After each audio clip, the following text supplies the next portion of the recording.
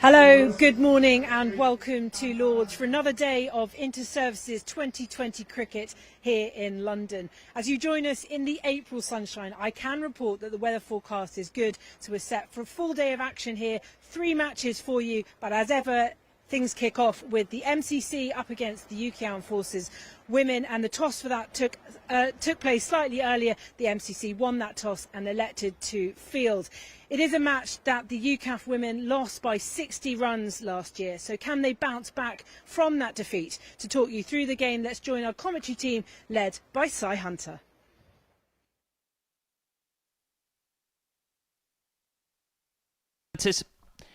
Stage is set for this highly anticipated festival, a celebration of the military's finest playing at the home of cricket. 3 showdowns in the sunshine on Lord's hallowed turf today. Well, old Father Time has witnessed many an historic moment. Unforgettable action in this corner of St John's Wood. So how can these Armed Forces stars make their mark in this most famous of sporting theatres? The top women's cricketers from all 3 services in today's UK Armed Forces side ready to take on MCC at their home. Star batter Connie Cant leading the UCAF women today. The MCC won the toss a short time ago and they opted to field, putting the UCAF side into bat. So a year on from a 60-run defeat for UCAF women against MCC. Rutledge scoring 72 on that occasion, helped by Sweet for the MCC women, and despite a 50 from Amanda Potgieter, the ever-present and ever-reliable, it was defeat on that occasion for UCAF. And what can they do today in the sunshine? This morning we had plenty of fog around London, a little bit chilly. Early season, of course, at the moment. Just reminding us, I think, that April certainly is the very beginning of the season. But the umpires out in the middle, and a short boundary on one side, leg side or offside, depending on the ends and the batting styles of these players. What an honour, of course, it is for them to be lining out either for MCC or UCAF today. An absolute spectacle as we look ahead at the pavilion. Resplendent in the sunshine. And what an occasion as well to reflect the incredible standard of military cricket. It's great to have you with us today, live on the BFBS Forces News YouTube channel. We have a real festival in store for you. 3 matches, 3 bits of bumper action for you to enjoy. Of course, straight after this game, after lunch, we've got the Royal Air Force, the defending champions Royal Air Force, taking on the Army. The Royal Air Force were beaten the other day by the Royal Navy in Arundel in the first game of the men's competition. So an absolute crackerjack final match between the Royal Navy, with them staking their claim for the trophy, and the Army having plenty to say about that, I'm sure, too. So UCAF making their way to this storied middle at Lord's Cricket Ground what a beautiful day in London it is, and hope it's a beautiful day wherever you may be watching. And do let us know where you're watching today. We'll endeavour to give you a shout out on our stream. It's a real privilege to be with you. Every ball live on BFBS Forces News YouTube. Grace Banbury and R. Baxter, the two umpires today. What a journey it's been for Grace Banbury. Elected to the umpiring panel at just the age of 19, and a 24-year-old now, also qualifying as a medical doctor too. Scorers Sarah Cray and Marilyn Smith. MJ Seward, the match referee. And we've got sisters Georgina and Connie Kant to open the batting today for UCAF.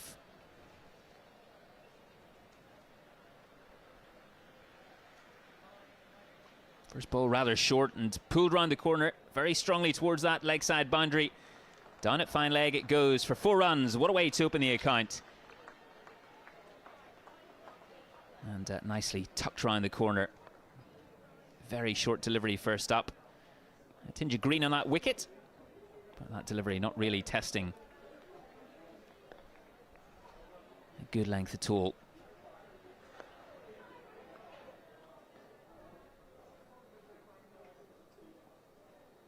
Oh, and an appeal for LBW and given as well. What an amazing start it's been so far in this match. First ball boundary and second ball a big scalp.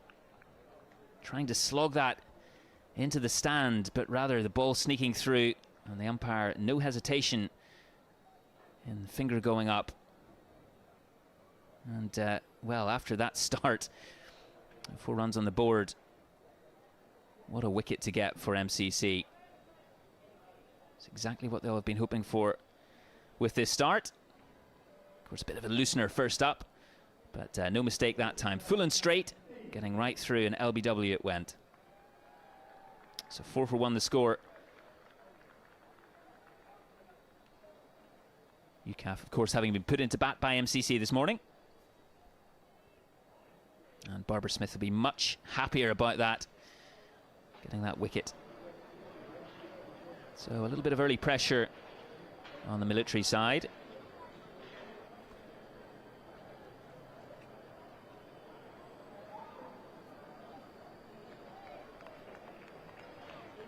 Lord's now bathed in sunshine as well. More coming into the stands as we expect through the day.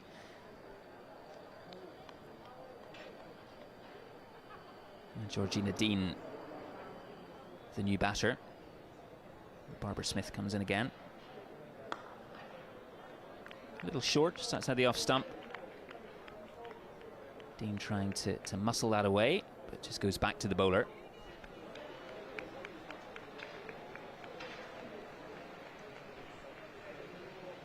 Wicketkeeper up to the stumps as well.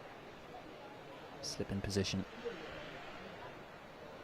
A little short again, and well, just dribbling past the mid-wicket fielder. They will go for the run and get through with no real problems there as well. So Dean off the mark. And the skipper Connie Kant now to take strike. What a year she had in 2025. Beautiful timer of the ball. Nicely guided away towards that gully region. They come through for the single.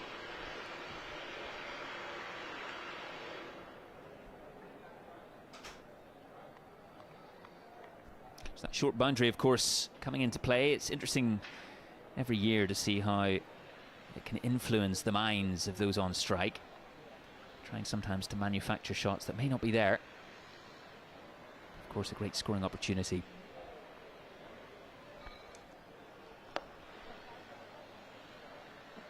Ball just moving a fraction away from the batter, out towards cover. And the end of the first over. A wicket for Barbara Smith. 6 for 1 UCAF women after being put into bat. And the opening salvo of this fantastic festival of cricket is underway.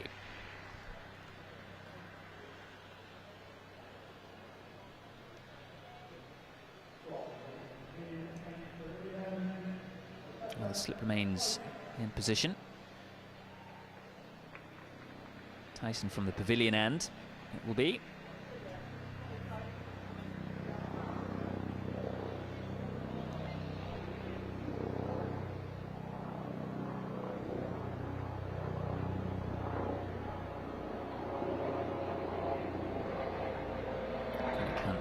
Taking strike, just summing up her options around the field.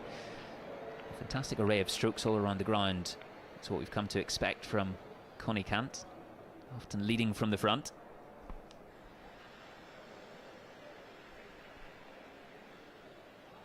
Just tucking that ball off her legs. Obdurate start. The spin of Tyson.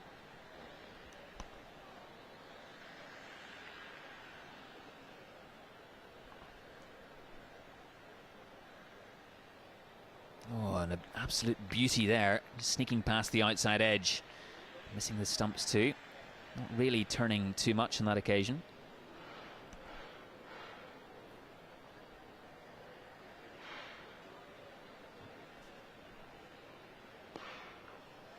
Watchfully played away once more with that defensive stroke.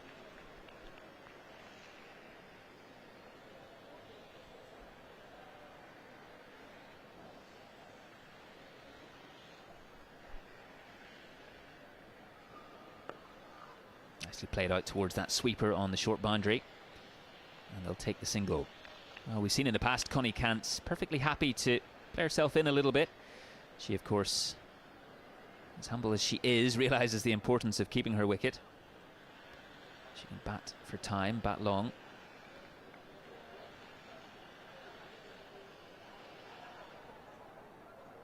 Georgina Dean to take strike. Oh, and slogged quite nicely down towards that longer boundary. Putting the dive in, but comfortably coming back for the two. Oh, looking for a third as well, and easily made in the end. Ball just trickling past the 30-yard circle. So no problem for Georgina Dean and Connie Kant on that occasion. Well aware, of course, of where the gaps are today in the field. It would be easy to be preoccupied with that short side, but they realise there are many opportunities out there.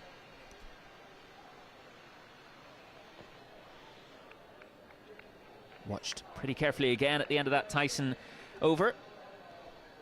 And UCAF women are 10 for 1 after 2 overs in this T20 clash. The first of 3 today, live on the BFBS Forces News YouTube channel.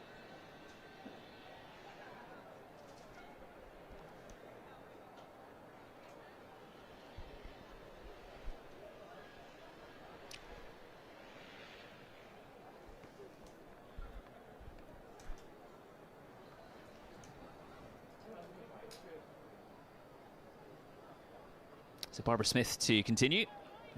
Early wicket in her first over.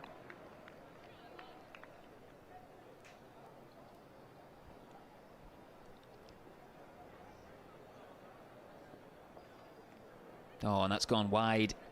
Past the keeper as well. I'll take the extra run as well. Umpire signalling the wide ball. Trying to get that straight, but just straying a little bit too much down leg side.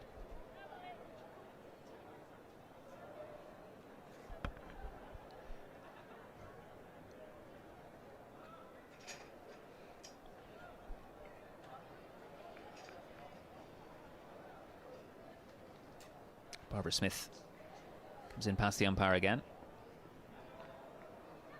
Once again, just straying. Rather short delivery.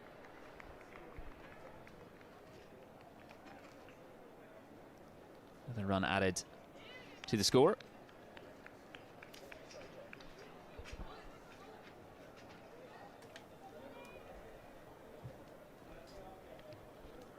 Barbara Smith turns top of her mark again and past the umpire. Sort of flayed out towards, not really any timing on that, towards mid-wicket. A very good morning to Adam Gilchrist joining us here in the media centre, looking out over the famed square, right out at the pavilion. What a glorious day. The sun has finally come out, Adam. Oh, it's looking good. A chilly start, as everyone's been saying. But you know what? This is the earliest we've ever had the inter-services, and yet the weather is better than ever. So bring it on. Maybe a lesson in that somewhere, I think. That square drive comes out, squirted past the fielders. I'll get at least a couple here, Dean and Kant. It was an all-action start, wasn't it? 4 wicket. It had everything, which of course is what we've been promising the whole time. It's what we've been wanting right at the start of the day. We know, of course, the importance of Connie Kant's wicket as well, and sister Georgina Kant out for that LBW, second ball of the match.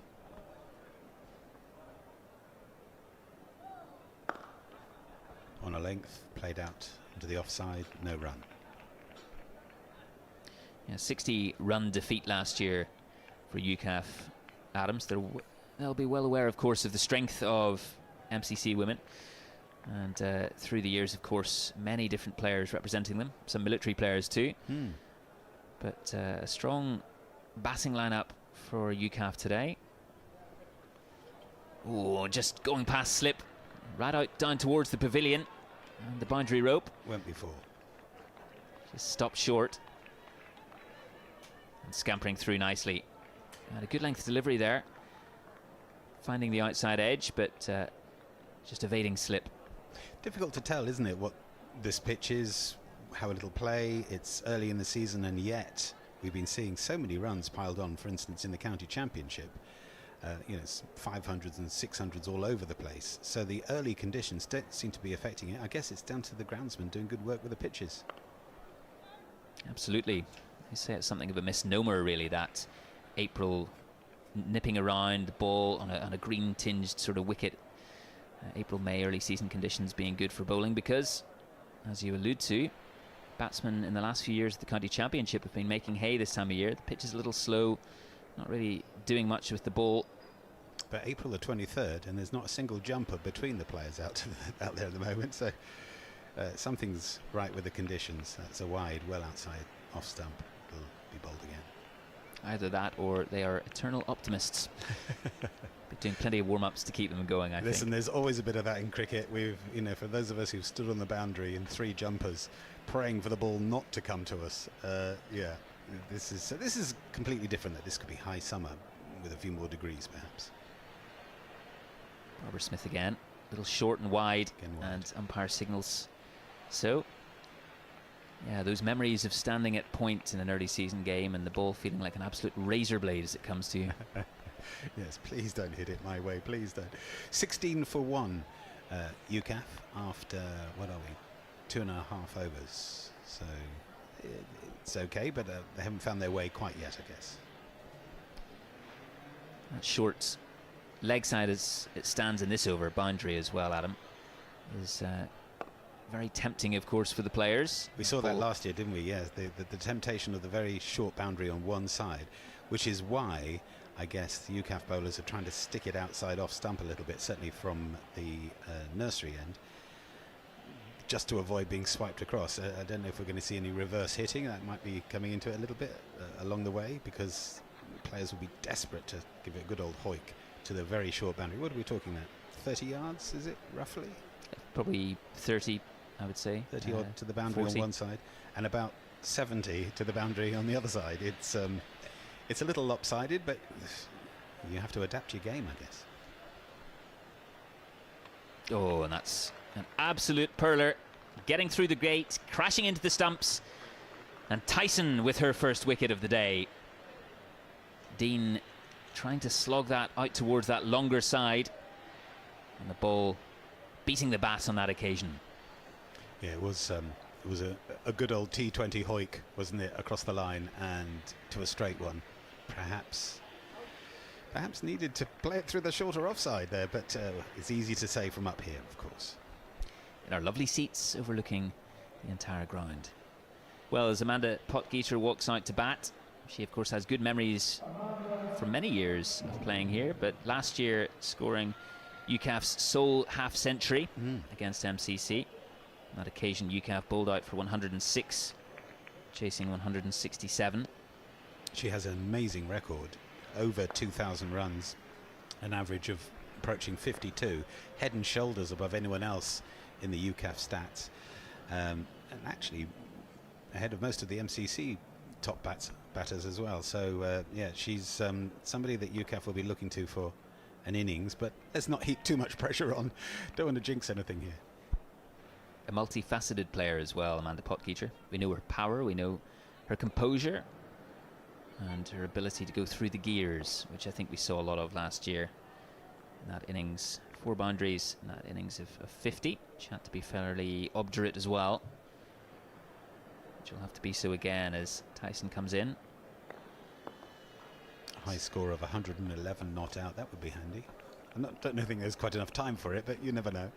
I think Maz Richards and the UCAF team will be very keen for that today. And she's got some time, just in the 4th over here. Looking to punch that drive, but just finding extra cover. 21 for 2 UCAF in the middle of the 4th over.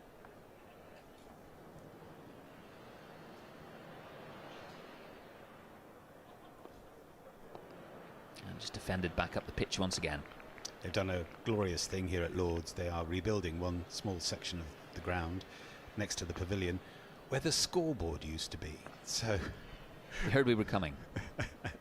we might be guessing a few of the numbers.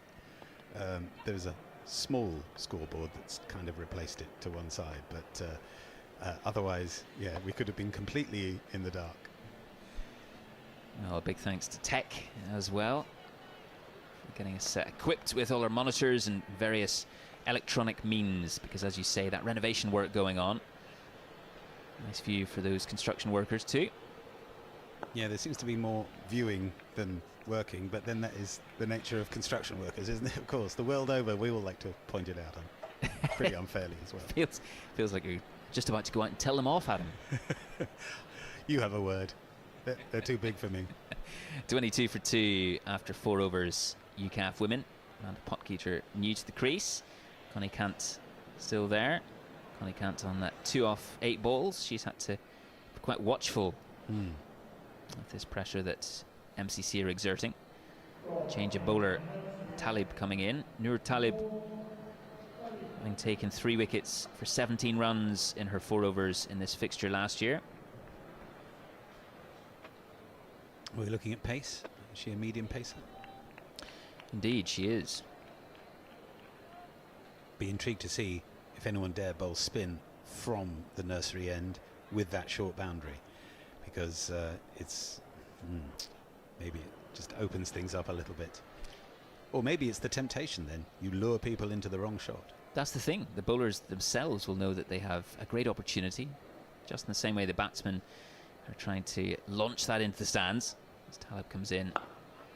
And a good length first up, just in that channel, and played back by Potgieter. I'm going to pretend to know what I'm talking about here. There was a little bit of in-swing there, I thought. It's a good viewing position from up here. Yeah, you can see the ball wobble a little bit as it went through over the pitch. Good length, swinging in, no run. Well, interesting shape. Barbara Smith was getting the ball to just shape away a little bit in her initial overs. And Talib, of course, trying to get it to duck back in. Potgieter certainly up to the task so far.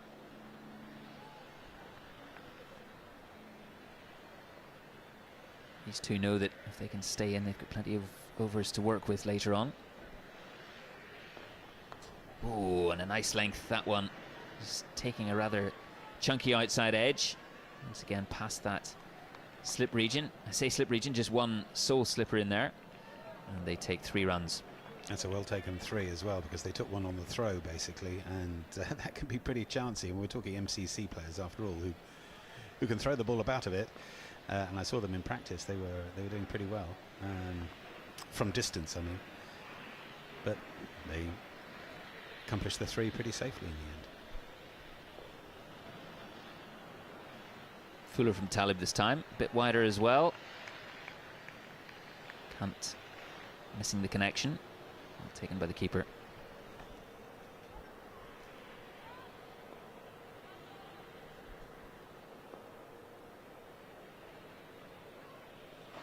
Very full and almost dragged back onto the stumps, that delivery. This one shorter and well punched. Yeah, through the covers, should be 4, and just rolls over now. just trickles there. Nicely played. Always a classy shot through the covers to a shorter delivery off the back foot. There's one thing about playing at Lords which I'm sure these ladies will notice, which is that everything is perfect. The pitches usually are very even and very nice. The outfield's glorious. There are no bumps and lumps. The changing rooms are fantastic. The tea and coffee are pretty good as well. So yeah, it's set fair for a lovely day. Talib with her final delivery of the over, and edged once more, just past slip. Between keeper and slip, that. It's gone past. Soul slip several times so far this morning, much to UCAF's delight, of course. And 31 for 2 the score after 5 overs. Speaking to Maureen Finlay-Marks, the Royal Navy captain, the other day after their 15-run win over the Royal Air Force in the first game of the men's inter-services competition, Adam, up at Arundel on Tuesday. And I asked him that question about Lords. I said, you know, you've played a few times, and what's your favourite thing about the ground? And he said everything. He said everything. He said some of the boys haven't yet been here. He said they're a little nervous, but of course extremely excited to be playing at the home of cricket. I mean, that's the deal, isn't it? Yeah, to play rugby at Twickenham, to play football at Wembley, or Hampden, or Cardiff, depending on your allegiances, and to play cricket at Lords is, I mean, it's, you still hear seasoned Australians get very excited about coming to Lords. So why would we not be? Why would the UCAF team not be? And indeed the Army, Navy and Air Force all in action today a little later. I dreamed to be playing here for these military and MCC athletes. It's one of those strange anomalies, though, for old Etonians and old Harrovians. They play here every year. I don't think there are too many playing at the moment, of course. A change of bowler. Gurney right arm over. Just a little wide that first delivery, and signalled by the umpire. Again, she's trying to keep it pinned to leg stump to avoid the shorter boundary on the offside. A little shorter this time, and offering Potgieter the opportunity to open her arms just a little bit, but just a single taken. The fielder stopping that from moving out towards that longer boundary.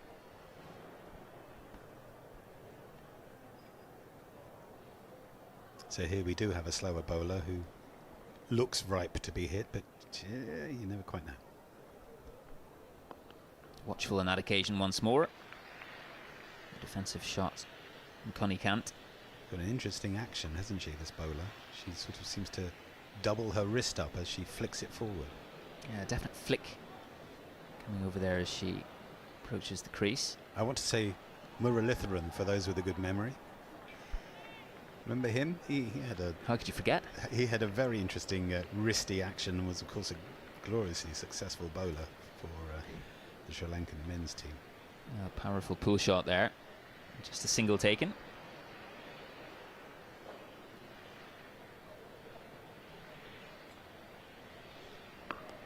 Oh, and that ball a little bit fuller, allowing Potgieter to try and swing through the line. Out to long on, but just a single taken. It was well covered by the fielder. We saw the power of Connie Cant's game last year in Arundel, Men's Inter-Service Championships. Her ability to penetrate the field as she's done on this occasion. That's nice. Extra cover boundary this time.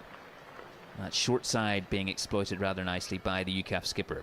And that is an absolute classic, isn't it? That everyone tells you in sport is don't try and overhit it, don't try and overkick it, whatever. She just literally waited on the time and placed it, and 4 runs, no problem.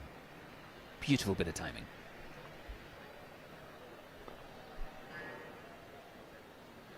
Just rather wide again. Another signal from the umpire. Again, down the leg side, she's flirting with that leg stump, and that's the line she wants. Punching that. Didn't find the gap that time, through the covers. Well covered. Another over is up, and 40 for 2 UCAF are after 6 in this match.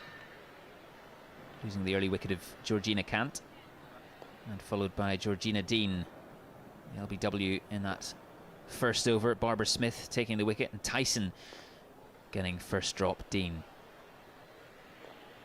Talib coming back for her second over. Nursery end. Are we end of the first power play? Is that right? I've just seen the umpire waving arms around doing the Ellie Kildun celebration style thing. Only, of course, it's cricket. Yes, indeed. Yeah, transferable skills. Oh, yeah. Celebrate a try or signal power play change. Able to get some more fielders That's outside that neatly 30-yard played. circle. And a beautiful boundary. Well timed. Just Tucked off the hip. Tucked it away very nicely. Square the wicket, leg side to the short boundary. 4. And that's it. Place it nicely, and you've got 4 all day. Through the infield, and it's going. A beautiful billiard table style surface we've become accustomed to here at Lord's.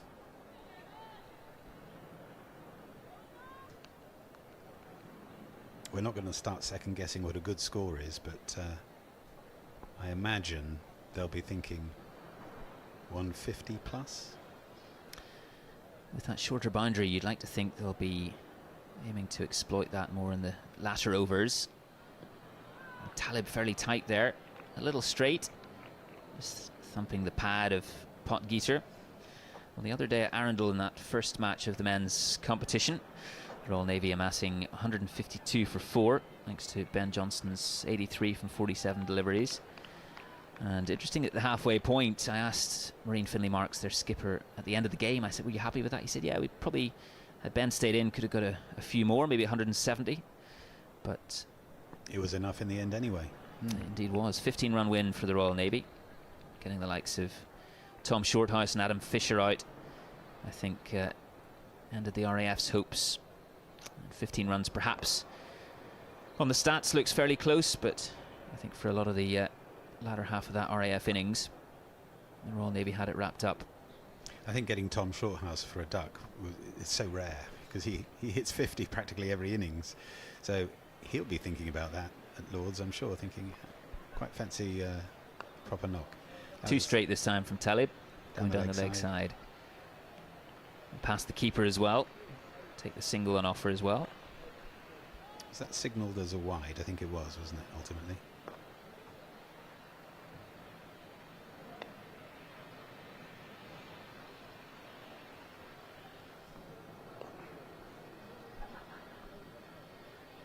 So Amanda Potgieter on 10. A little too straight once more, and not quite getting that away, Connie can't, but nevertheless take the single on offer. Just, we mentioned that shape coming into the batters from Talib. Not quite getting her line right at this stage. But UCAF not quite getting her away as much as they'd want either from those opportunities. You still got to play yourself in a T20. It's that deal. I mean, we're so used to seeing players in the IPL slog it for 6s off their first few balls. That was nicely played. A cover drive through extra cover for 4. Slapped away that full toss. Very nicely indeed. Yeah, it's almost become not so much a dirty word as a dirty concept, playing yourself in a T20. We watch the IPL and we see strike rates of 230, 240, and you know, the idea that you'd defend even a single delivery nowadays seems rather curious, but certainly losing a couple of early wickets, UCAF will be fully cognizant of the fact, especially with these two in, two of their premier batters, that they need to bat for a while. Another wide signalled by the umpire. That's the deal, isn't it? You don't want to find yourselves 3 or 4 down without much on, because that puts too much pressure then on your middle and later middle order. But what are we, 40? I've got a slightly older scoreboard in front of me. 52 for 2 it is now. So that's building nicely. A little bit of width for Potgieter to try and work away, but the fielder comes in and stops that. 52 for 2 from 7 UCAF women put into bat this morning after MCC won the toss. Those early wickets coming in. Georgina Kant out for 4. Georgina Dean for 9. And Connie Kant, the skipper, looking to steady the ship. Out with Amanda Potgieter at the moment in the middle. Connie Kant 13 from 17 and Potgieter 10 from 12. Potgieter will be eyeing up a repeat of last year or better. 50 runs and 48 deliveries last year, Amanda Potgieter. over spin with a wobbly leg spinner. And just punched through the covers for 4, nicely finding the gap. Nice bit of timing again, Adam. That was Connie Kent again. Noticed that the 2 Georginas were out early, which is not what I had. I had a whole script worked out for St. George's Day, thinking the 2 Georginas were going to do something, but nope, not very much between them anyway. Well, perhaps in the field. It's entirely possible. They weren't made aware of your script, I don't think. Lofted out towards long on. Just a single. There's good intent here, and I think when they're playing it aerially it seems a little bit more difficult to time, but maybe that's just, again, playing themselves in. Floated up and punched off the back foot, only as far as extra cover.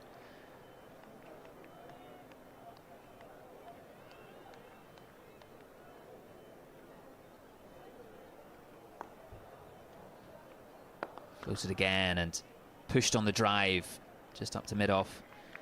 Frustrating for Potgieter. Bowling very full lengths, which I guess makes sense. You don't want to drop it short and get slapped anywhere, do you? Again, very full, right on the stumps. Out to long on, single taken. It can't be 2, they thought about it, but I think that would have been foolish. Yeah, long on's been kept busy the last couple of overs. Some batters just trying to find their ranges here as well. 2 very experienced campaigners for UCAF. Ooh, and that ball almost making it through the slog sweep of Connie Kent. But the end of the over, 58 for 2 after 8. And with that, I'll hand over to John Nyson and Richard Saunders.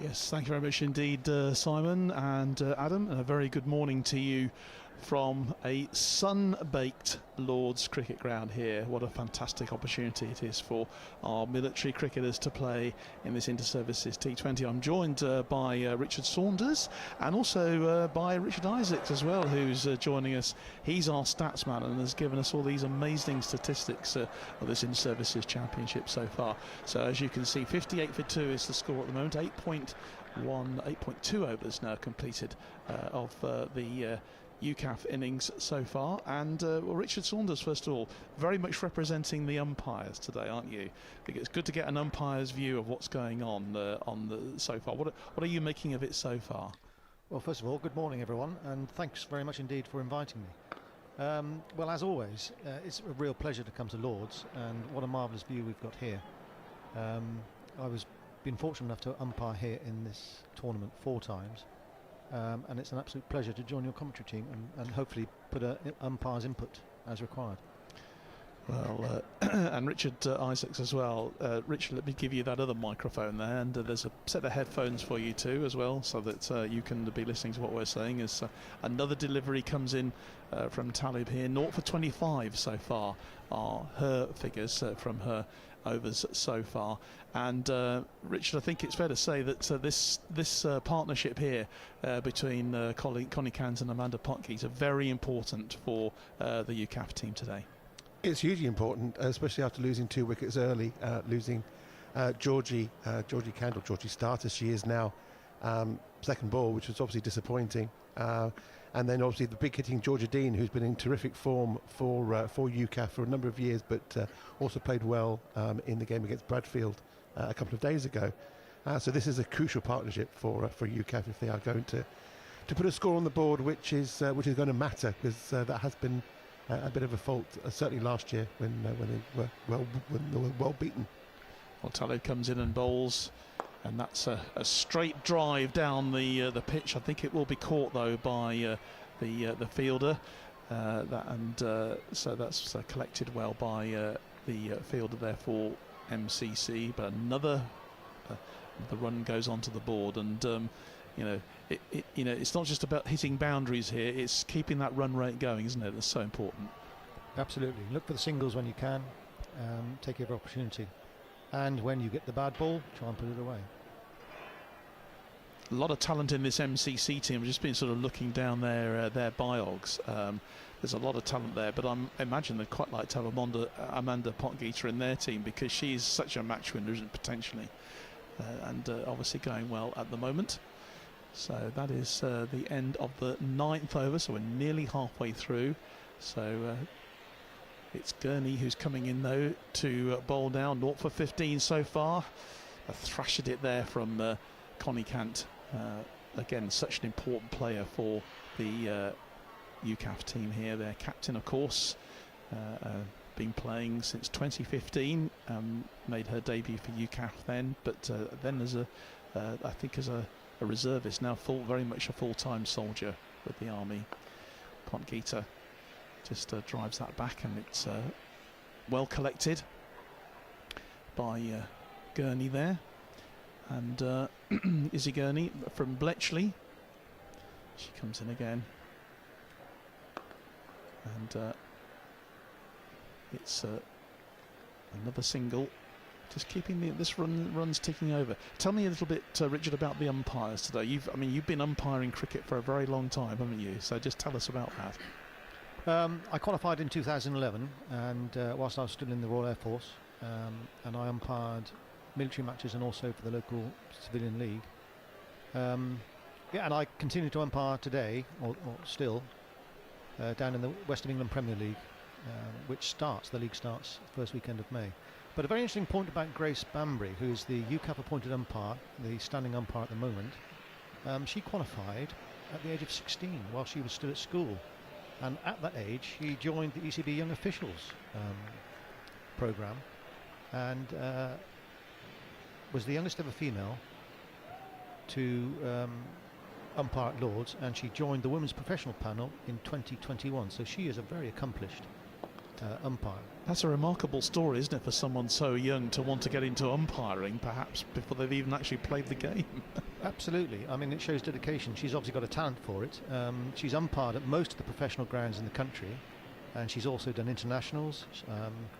And in between all that, she's qualified as a doctor and joined the Royal Air Force and currently serves as a medical officer. My goodness me, fantastic performance, and a great example, I suppose, to anyone who wants to get into a sporting career and a medical career and a military career, all well round into one. So there we are, we're halfway through then this UCAF innings here on this beautiful day here at Lords. 70 for 2 at the moment, with Amanda Potgieter on 24 and Connie Kant on 21. Going along very nicely. They'll probably want to be increasing that run rate, that hit rate, won't they, in the second half of the innings. But still plenty of batting talent to come for UCAF here. So they'll obviously be going for it, but they're probably not panicking yet. And I think Adam Gilchrist mentioned they were looking for a total of around about 150. Is that sort of fair?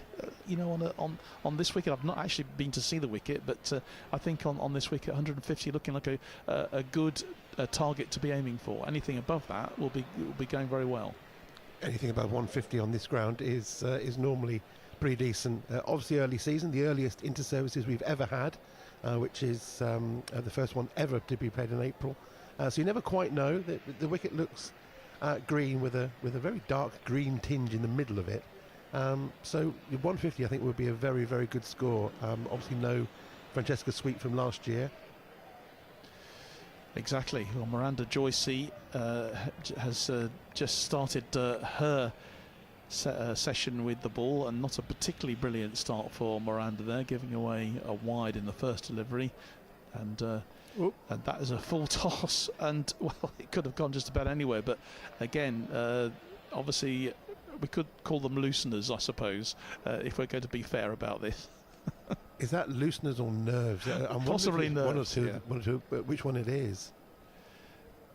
Joycey from Spencer Cricket Club comes in again, and that's a full toss. That's given the treatment. It won't get to the boundary, But Amanda Potgieter will be taking a close look at that and thinking, hey, there's a few runs to be had here, possibly from this opening over.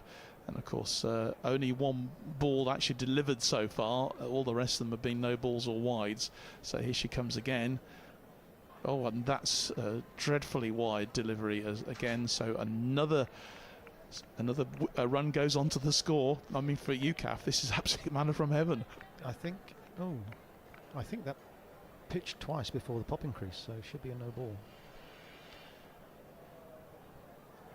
Another full toss. Actually quite difficult to play, isn't it? You know, when you're not, you know, you're well set and you're well in. But so Miranda Joycey not having the best start, and just a little conversation going on there, I think, as well, with Izzy Routledge, the captain, just saying, calm it down. That's a better delivery, but that's given the full treatment, and that is a 6. And I think it's probably fair to say that Amanda Potgieter has been waiting for that to give it the full treatment. Can't bowl there to Amanda. Absolutely cannot bowl there to Amanda. That is short boundary, full toss. That I'm afraid that's just going nowhere else but row Q. Indeed, and it takes Potgieter onto 31, not out, 83 for 2. Oh, and another wide delivery down the leg side this time. So She has to be careful here, because if she bowls too well, if the umpire considers a full toss dangerous, normally after the second one it would attract a formal warning, and a third one would mean removal from the attack. Well, that was a proper delivery, and fielded there for the MCC team by I'm just seeing who it is actually wearing number 20 for them today. So they've changed their numbers. Obviously these are players that we're not particularly familiar with, but score moves on to 85 for 2. A dot ball, that will make her feel a little bit better. Yeah. At last a dot ball. Exactly. In fact, I think that is the 4th ball of the over so far, out of about 8 or 9 that she's so far delivered. Comes in again. And just avoids the fielder there. They'll take a couple of runs at least, coming back for a third, and Amanda Potgieter says no, just wait for it. So Collie Cant will now face Miranda Joycey. Just one more delivery of this very expensive over. Again, given the treatment, Cant with a drive there, and it's comes back to wicketkeeper Olivia Ashburn, and that's the end of the over, the end of the 11th over, and that takes UCAF on to 88 for 2. Just those 2 wickets that have gone so far in the innings. And That was a good productive over for the UCAF. it was, and given a big helping hand, I think we might say. Yeah, that 150 target has really been given a boost by Joycey's 18 run over there. You've got a feel for the girl. Probably her debut at Lord's. A very decent crowd in as well.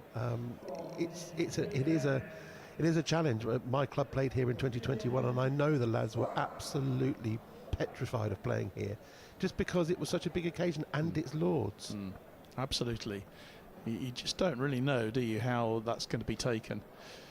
So change of bowler, another spin delivery, but again a wide, and this time from Spragg, who has taken on to the delivery here, and again not a good start. This is not what I was expecting to see from some of these MCC women players.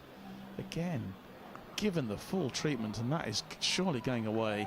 It's not going to reach the boundary, it'll be chased, but it's gone over the boundary, so 4 runs conceded there as well, and so this is really excellent for UCAF here. Good opportunity, because they lost the game last year to the MCC, and will be hoping that this period of play could give them a rich set of pickings.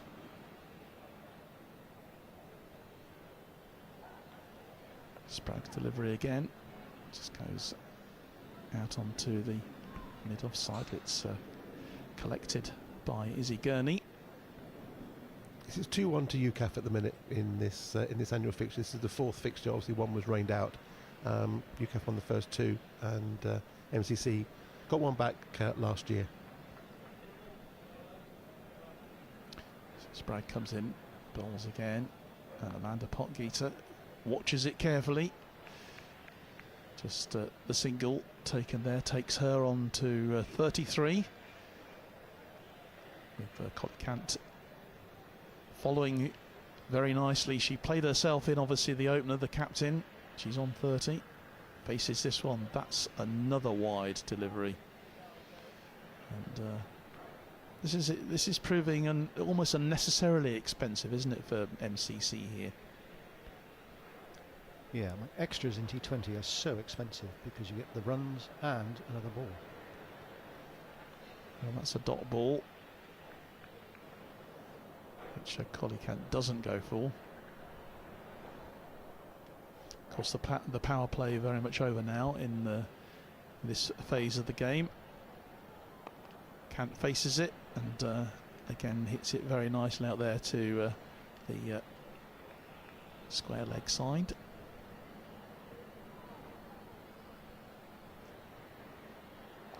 UCAF moving on to 97 for 2, so very close to getting this first 100 here.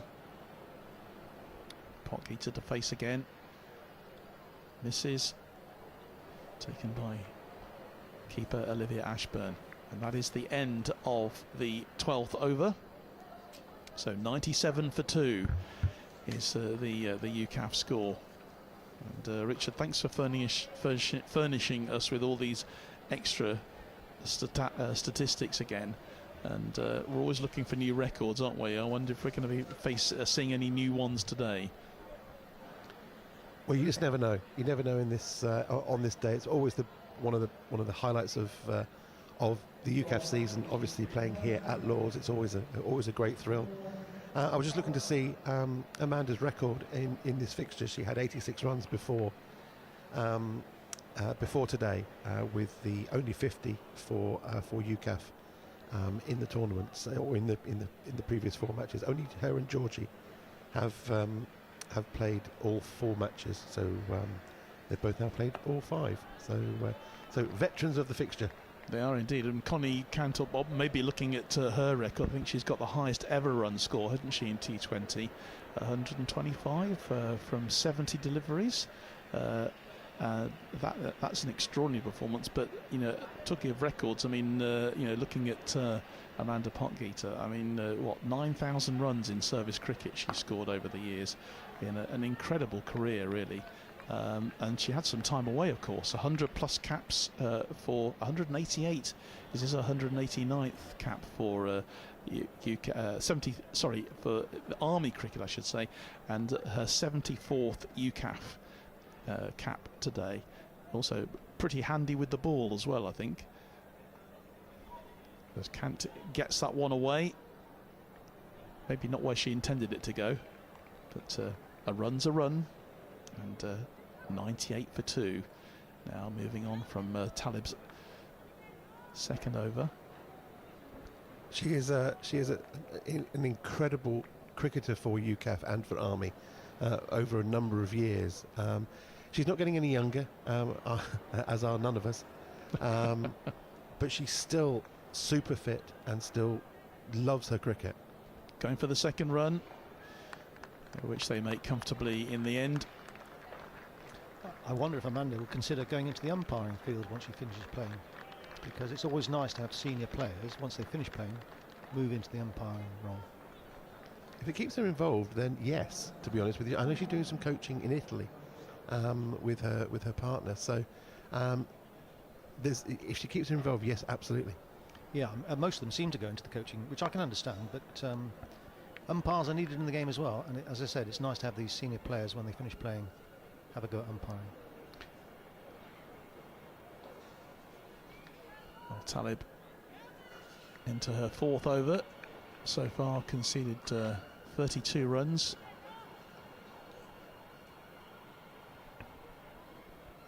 think UCAF would be quite pleased to see Talib out. She was 3 for 17 last year. Well, she's certainly the most consistent of the bowlers, but that's going away for 4 runs. Beautifully struck there from Amanda Potgieter, and moves her on to 36. And that takes UCAF past the 105 for 2 after 13 overs. So it's all going pretty well for UCAF. But obviously in T20 things can change very quickly, can't they? A couple of wickets and suddenly it's all switching from one side to another. But they'll be happy, these two. They put a great partnership so far. Both identical scores so far, both on 36. So 72 run partnership between these two so far.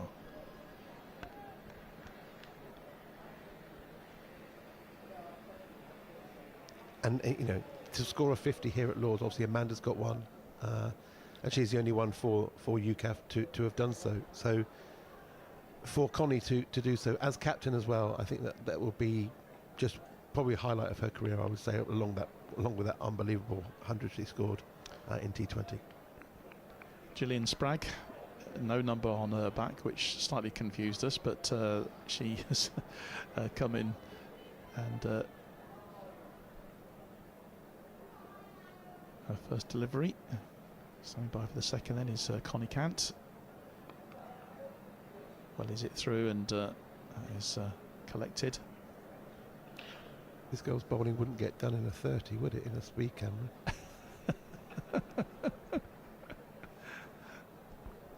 Speed isn't everything, though. No. Accuracy. Potgieter again. And goes out towards the...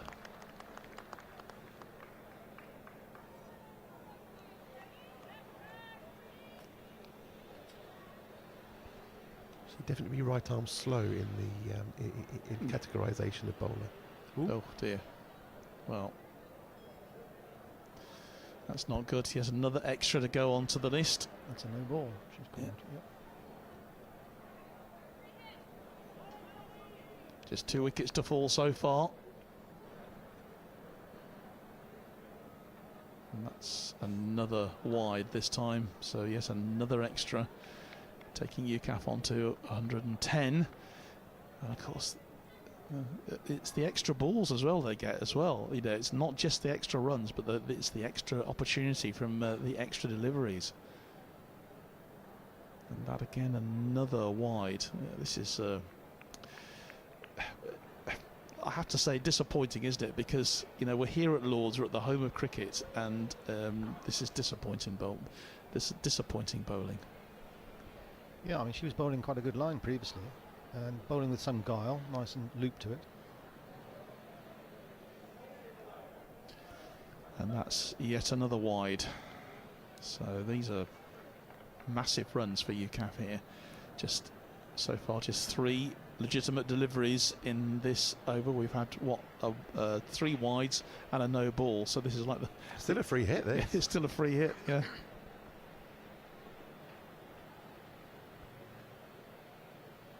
This time Connie Cant does grab hold of it.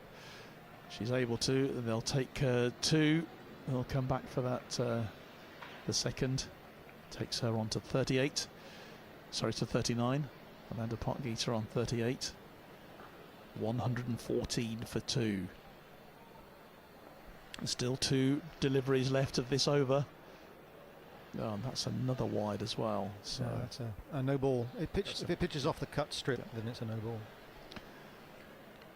She's got to bowl from that end though, bowling leg spin, because if she bowls from this end leg spin, she's just going to get smacked into the grandstand for fun.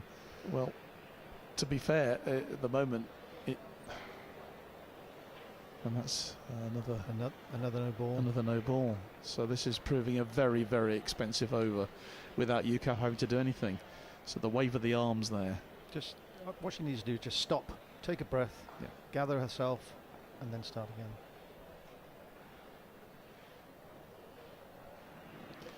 And that is smashed away by Connie Cant, looking for just 10 runs needed for her 50. Rick, as an umpire in this situation, is there anything that you can do to help the bowler, or you just got to let them get on with it? At this level, you've got to let them get on with it. I would expect the captain to go up and have a chat with her. But certainly, I do a lot of Wiltshire age group cricket, and if a young bowler is having trouble pitching the ball with a line, then yes, in those sort of games, I would have a chat.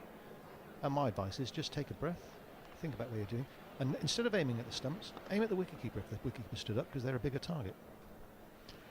So Gillian Spragg not enjoying herself out there at the moment. Amanda Potgieter gets hold of it. And fielded there in mid-off. So the end of the over finally. 119 for 2 from the 14 overs so far, with Amanda Potgieter on 39 and Connie Cant on 40. And just looking at Spragg there, she's only bowled 2 overs so far, and has conceded 5 wides and 2 no balls. So her economy not brilliant, nearly 11 from just her 2 overs, and and over an extra over.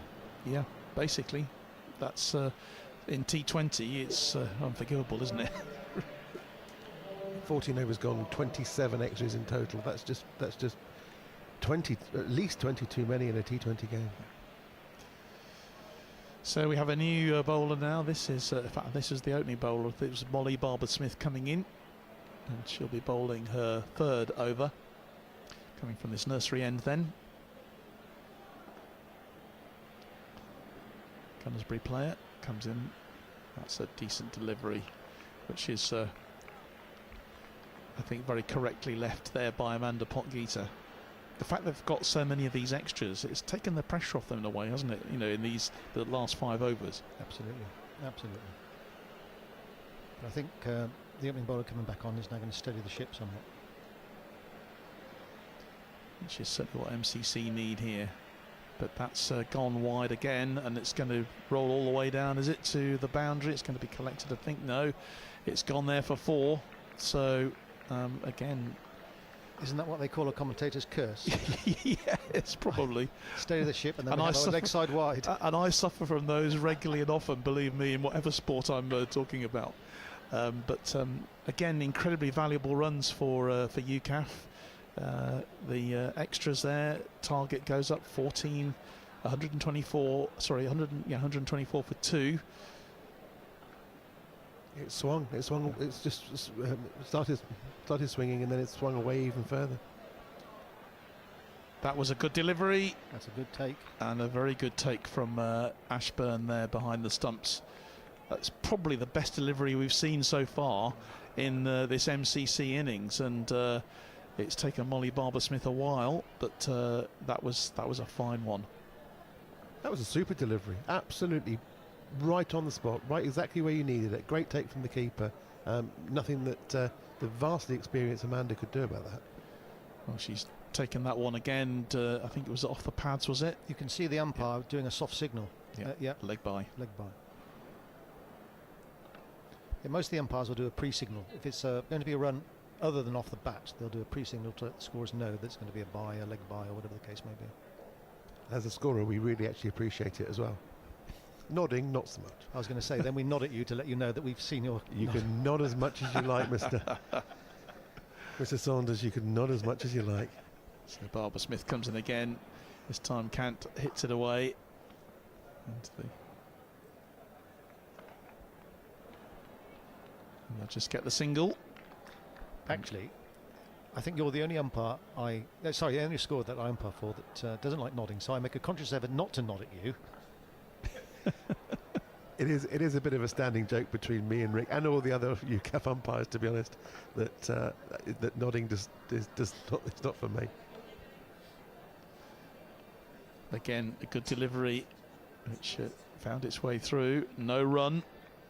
Another dot ball.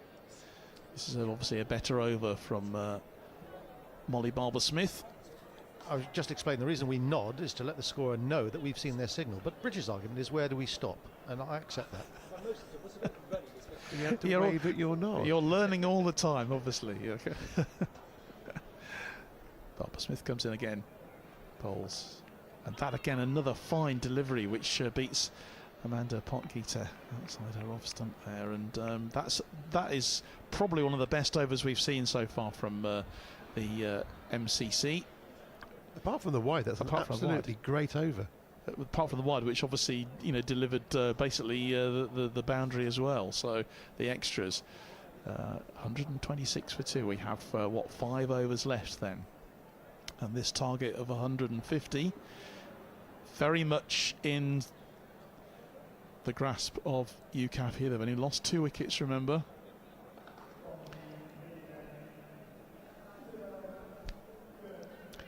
And it's going to be Izzy Gurney again from the pavilion end, whose action is interesting. Yes, it is an interesting action. UCAF hoping to make some more out of this then, if they can. She comes in and bowls. Kant plays it back down the pitch. That was a nice shot for no run. Yep. So that 150 now is very, very much on the mark. Even 160 now is getting even closer. Well, they can afford to go for it, can't they? And, the hitting has probably not been as true as they would have hoped, actually, for both of these, given the opportunities they've had so far. But the runs keep just moving along. 127 for 2. Connie Kant moving on to 42 not out. Amanda Potgieter now will face, and she will try and drive that, but again it's taken by the keeper. I think UCAF are in a good position. They've got 2 strikers at the wicket, both in, as they say, seeing the ball, so in a good position. And plenty of wickets to spare. Potgieter drives that one forwards. Oh, and that's hit the stumps. That was a really good throw there as well from the fielder, from Joycey there, the fielder, Miranda Joycey.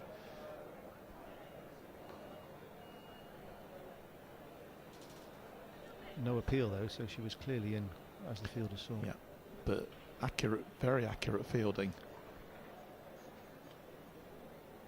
Gurney, her figure's not over 21 so far, and that's another one goes on to her tally, unfortunately. Another wide. Gosh, the extras really are piling up, aren't they, here? Balls again. Potgieter hits it.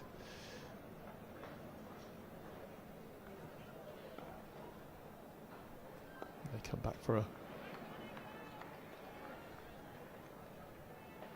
just the single. 131 for 2. Connie Kant now facing. She's just 6 away from her 50. But again, she misses. And that's not a bad over in the end from Izzy Gurney there. End of the 16th over.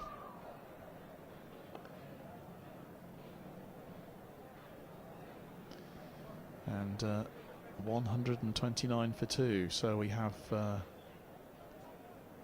just 4 overs left.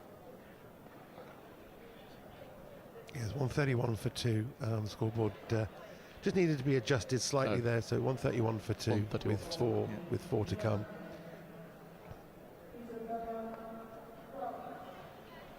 Izzy Routledge coming on to bowl. And I think it's time for a commentary change here for me, so I'll let Simon back in to the commentary box. Thanks to the 2 Richards. Thank you. Thank you very much indeed.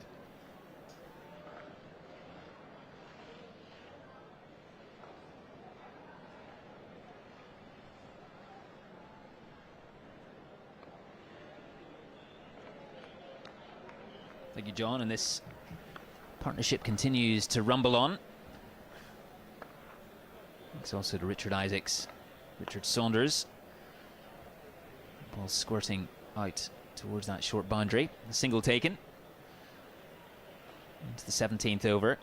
And Potgieter and Kant having steadied the ship here beautifully and built a partnership that's really blossomed in the sunshine towards mid-wicket. Getting the single anyway.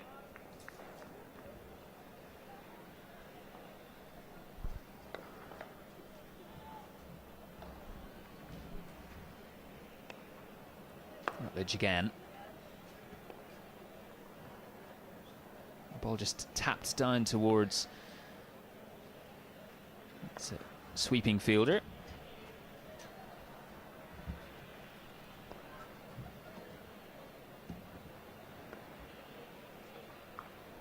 An aerial that ball goes, but finding the gap. And another run to the UCAF total. Mentioned that composure earlier on of Amanda Potgieter, her ability to assess the situation out here with her skipper, of course. That ball aerial just over the head of the mid-off fielder. Won't have quite enough to make the boundary though. Fielders look to pull it in and trying to go for another as well. That's good running from UCAF.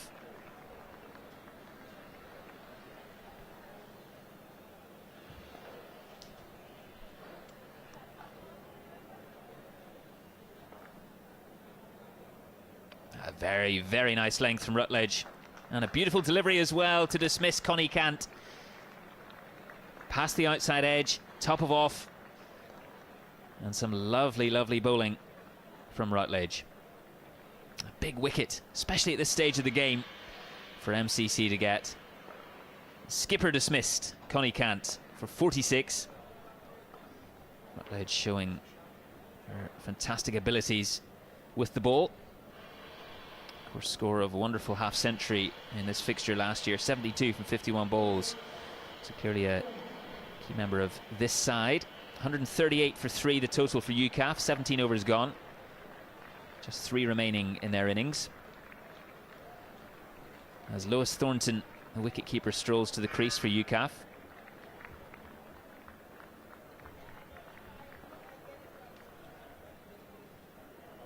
A 112-run partnership broken by MCC, coming in just 87 balls as well. We're looking to push to 150 and beyond here, UCAF. A beautiful outfield, short boundary on one side too. I realise that MCC will fancy enjoying the run chase.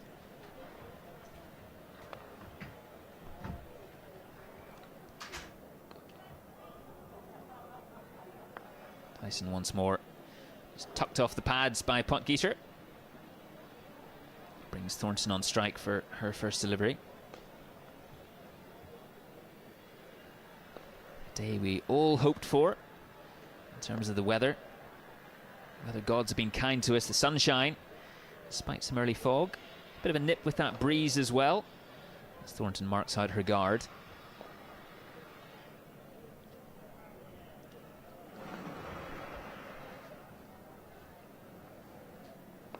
Just defended watchfully by Thornton up the pitch.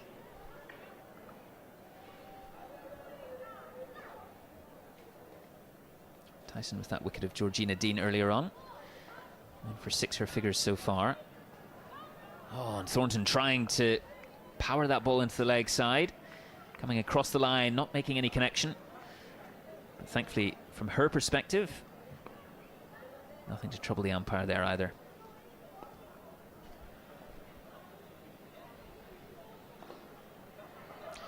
Nice deft touch towards backward point, and they come through for the single.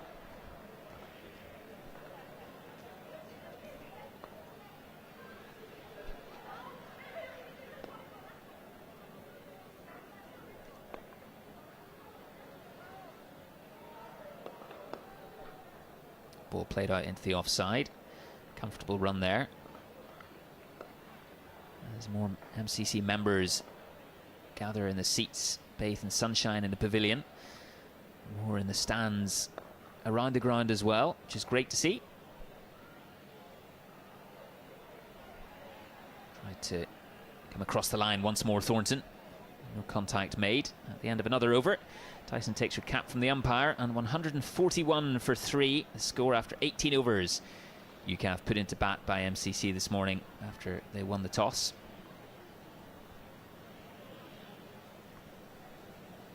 Well, we suspect that crowd will build beautifully through the day as well. This is the first of 3 bumper showdowns for you on the BFBS Forces News live stream, our YouTube channel. It's great to have you along with us as well. wherever you may be watching from today, whether in sunny London or somewhere perhaps a tad warmer, or indeed somewhere colder. It's great to have you with us. Players just taking a momentary pause in proceedings. And that Cant and Potgieter partnership propelling UCAF to this score just shy of 150.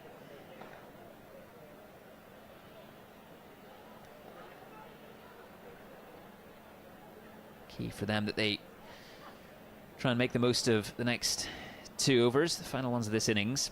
Potgieter well set, looking to go back to back in terms of half centuries after her 50 last year.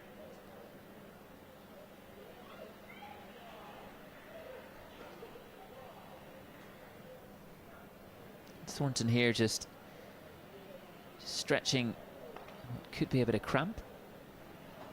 Hopefully no muscular tweaks for the UCAF keeper. Relatively fresh to the crease as well, after that wicket of their skipper, Connie Cant.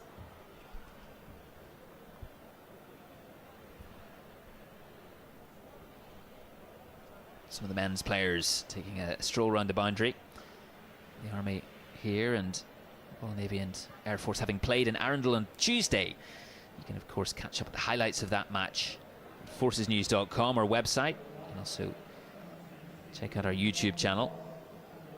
A good win for the Royal Navy on that occasion. 15 runs, posting 152 for 4 in their 20 overs. Ben Johnson, former skipper, what a talisman he is for that side. 83 from 47 to propel them to that score, and then restricting the Royal Air Force to 137 for 9. And we're just seeing Thornton here just definitely looking like she's tweaked something. Hopefully all right. She makes her way down towards the other end.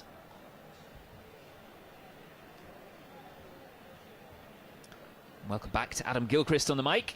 Just looking here, Adam, at Lois Thornton in a spot of trouble, it seems. Yeah, strange muscular.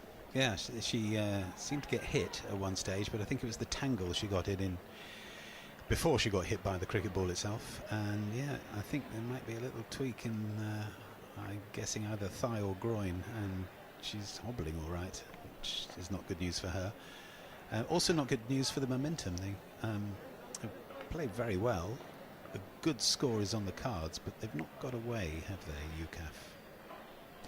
No, and that'll have an impact, you suspect, as well later in the game, with Thornton having the gloves for the UCAF side.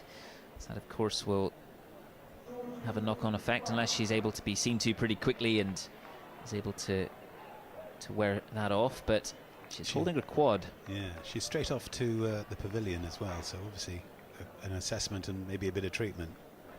As Franks comes in as the new batter, the start of this 19th over. What score can UCAF post here to challenge MCC? That's rather full and driven, but straight to cover. And they've kind of brought the field in a little bit as well. They're tightening things up, the MCC 11. There's nobody on the boundary now on the long offside, but getting the ball there is proving difficult, particularly against the other bowlers. The tighter bowlers. Did quite enjoy those spells from Joycey and Spragg earlier on. There's a touch of comedy involved with some of their bowling, but it was entertaining.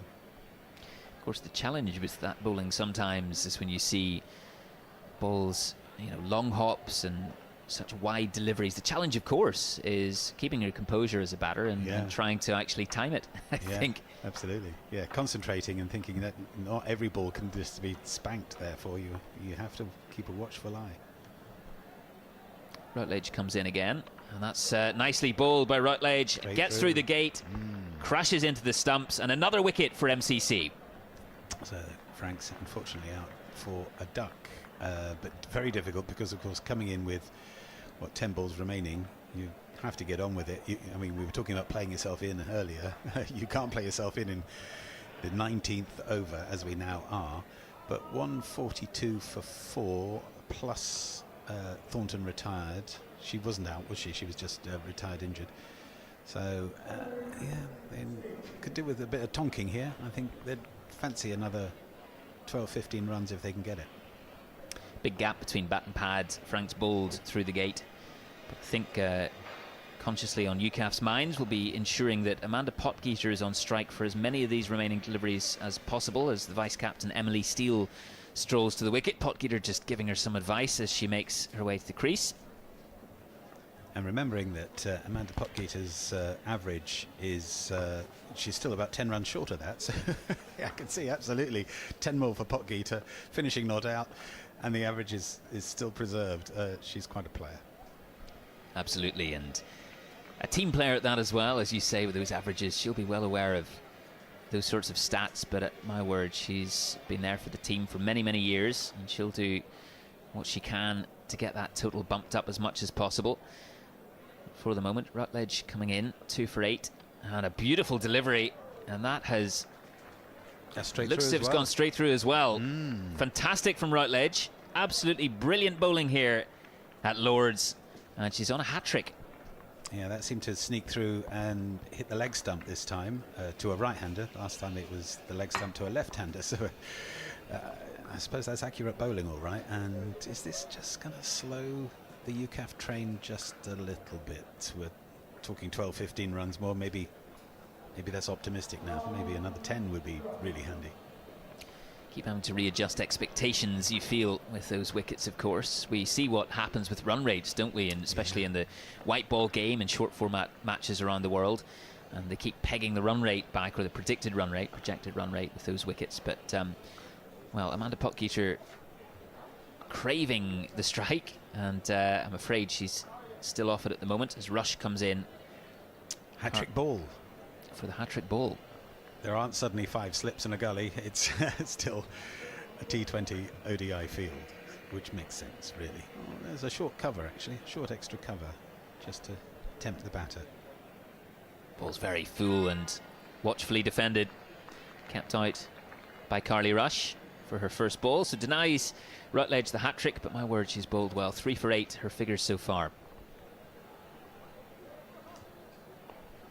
Ball squirting away, deflected off the opened face of the bat, and they take the single. So Carly Rush will be on strike for the first delivery, at least, of the final over. But well bowled by Rutledge. 3 for 9, beautiful figures from her today. And Rutledge, I think, usually opens the batting for the MCC. She did certainly in this fixture last year, and hit a very accomplished unbeaten half-century, I think it was. So she's pretty handy with bat and ball, and will be eyeing up the Player of the Match award.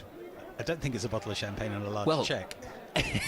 We wait and see, but we don't want to get ahead of ourselves, of course, do we? We don't. You know, this is going to be a fascinating chase after this over is done. Of course, UCAF will have had eyes on that 150 mark for some time, but they don't want to get stuck here with new batter Rush on strike, trying to play that up. It's gone past Potgieter. Potgieter desperate to get back on strike.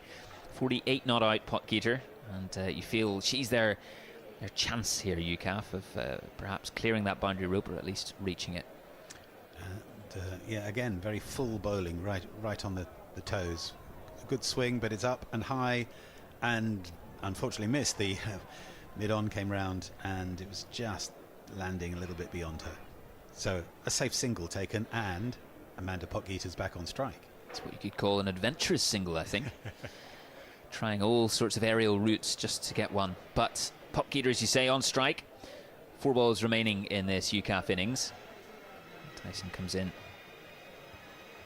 and goes down the pitch, tries to loft this. Nice. High and handsome it goes. One bounce 4, I think. You're right.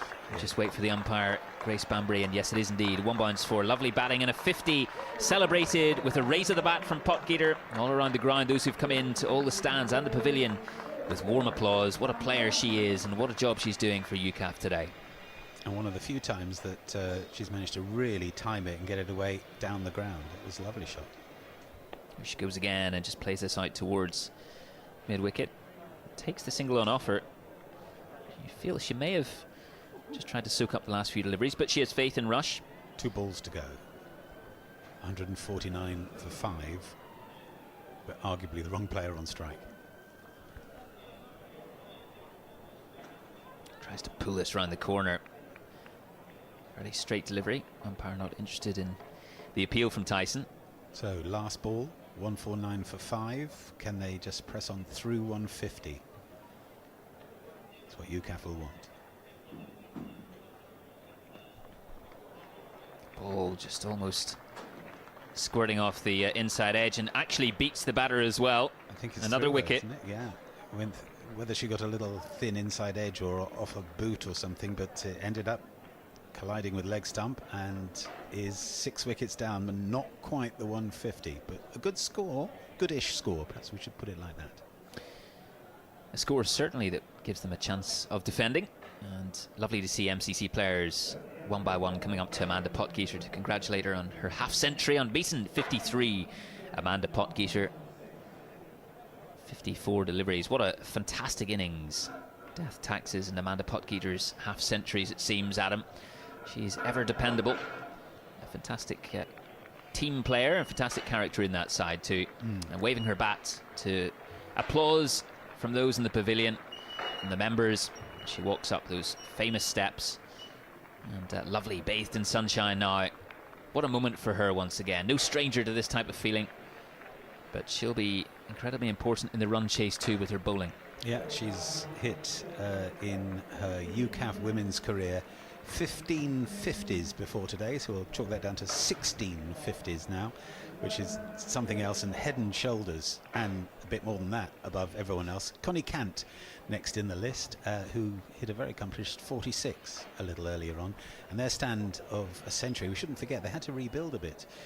The UCAF team were a couple of wickets down very early on.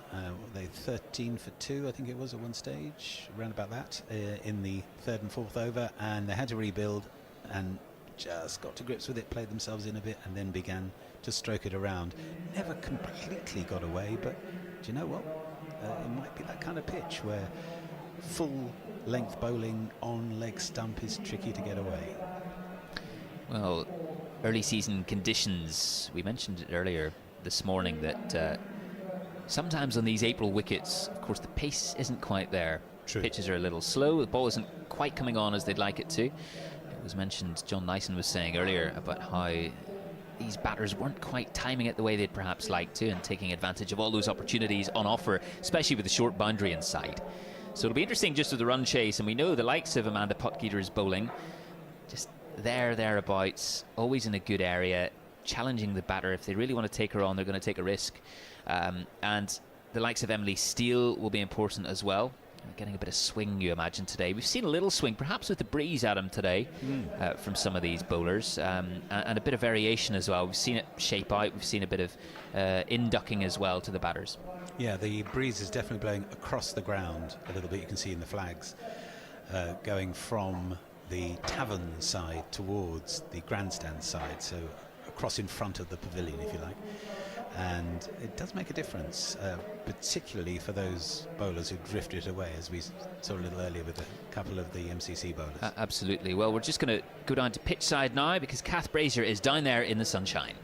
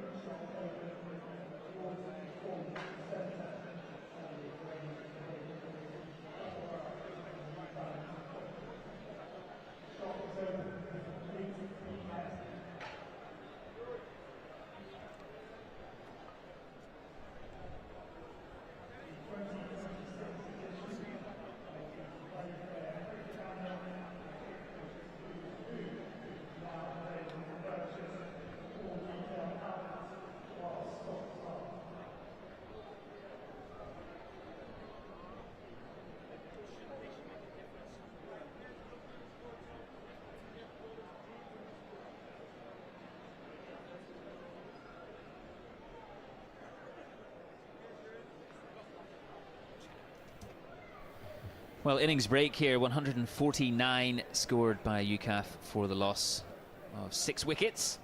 And hoping Lois Thornton, the UCAF's UCAF wicketkeeper, is all right. Just clutching her quad as she walked off, retired hurt earlier on. Retired not out. So we'll have to wait and see what impact that might have on their fielding today. But nevertheless, they've posted the total. 150 it'll be to win for MCC. And Amanda Potgieter Once again, 53 from 55 balls. What a fantastic innings from her. Not out as well. And it'll be interesting to see with that roller now going up and down the wicket. An absolutely massive 6 that was scored in and amongst all those boundaries that we saw as we look out towards the wicket and the short side of the ground as well. But Potgieter and her power, those are things we've come to know over the years. Absolutely huge strike from her into the stand. And she was ably assisted by her skipper Connie Cant today. 46 from 49 balls before she was bowled by Routledge. A partnership of 112 runs, which was crucial to pick them up from a score of 21 for 2 in the early stages when Georgina Dean was dismissed. I haven't seen how many extras were there, but there were quite a few wides and no balls at one stage. They would have helped the total a little bit. I'm thinking maybe by as many as 20. 34. 34. 34 extras, 2 leg byes, 24 wides and 8 no balls. So quite a few, as you suspected, Adam. Third highest scorer then was extras, which I don't think that says very much about the pitch. I think that just says there was a wobbly period of bowling, perhaps. I think there was quite a gap between the opening bowlers, the first change as well, and then the middle period, which you alluded to before. And what we saw, there were some very long hops, some balls that weren't even making the cut strips. So wayward in the middle for MCC. I guess it's fair enough. The MCC will be trying out things, won't they? They're a team of hopefuls as well as accomplished players who'll be trying out their skills and techniques, and perhaps the captain thinking, try this, try that. And we've all played that sort of village green stuff where you have a word with the captain saying, "Can I have an over?" It was a little bit like that, maybe. But that's not to denigrate the MCC side at all, because they bowled some very tidy stuff early and late, and it took some very accomplished batting from Connie Cant and Amanda Potgieter to get on top of it at all, and therefore to have posted the score they have, even with all those extras, sets a game up where we're on. Absolutely, and some of these UCAF players will have very fresh memories from this fixture last year when MCC women posted 166 for 2. Routledge, who picked up 3 for 9 today in her spell, got 72 not out on that occasion, just 51 bowls, and UCAF scoring only 106 in response. So fairly hefty 60-run defeat for UCAF last year. So of course keen to avenge that today. They'll be wary of the threat of Routledge up top.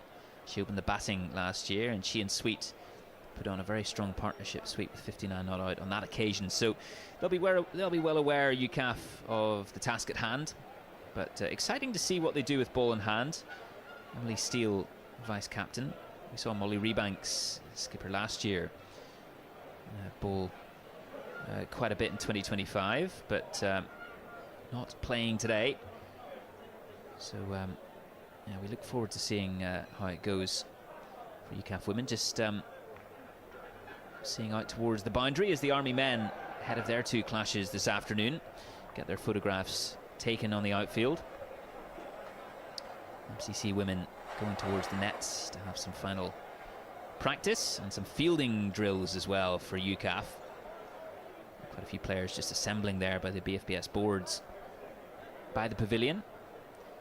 One of the most famous sights in world sport, Adam, and an absolute delight to be looking at all day today. It's a great pavilion, isn't it? But I've always wondered, is it built by the same person who built the one at Old Trafford? They look pretty similar, if not identical. And they are gorgeous Victorian buildings, basically, with all mod cons inside. I mean, I know they've still got the long room, and they've still got the oil paintings, and they've still got some marble here and there. But otherwise, it's quite new and funky inside. At least, so I'm told. Obviously, I'm not allowed in there. I haven't got the egg and bacon tie. Well, it's a bucket list location for sports fans and non-sports fans alike. Really, we're blessed in London to have quite a few of them.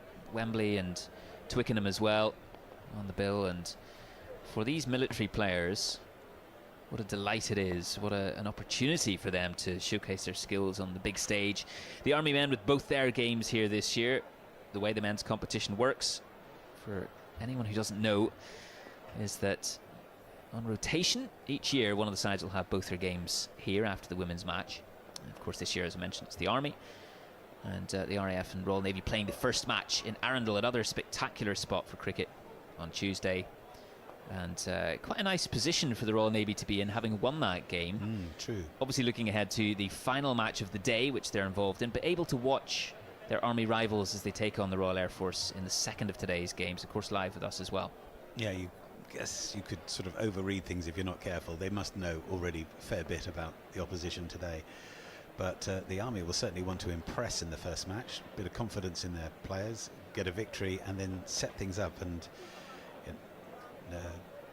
not that I want to do away with the RAF's chances, they could still technically take the championship, but we kind of like a decider, don't we? We'd quite like to have a decider, whoever it is, whichever year, and we could be on for that, we'll see.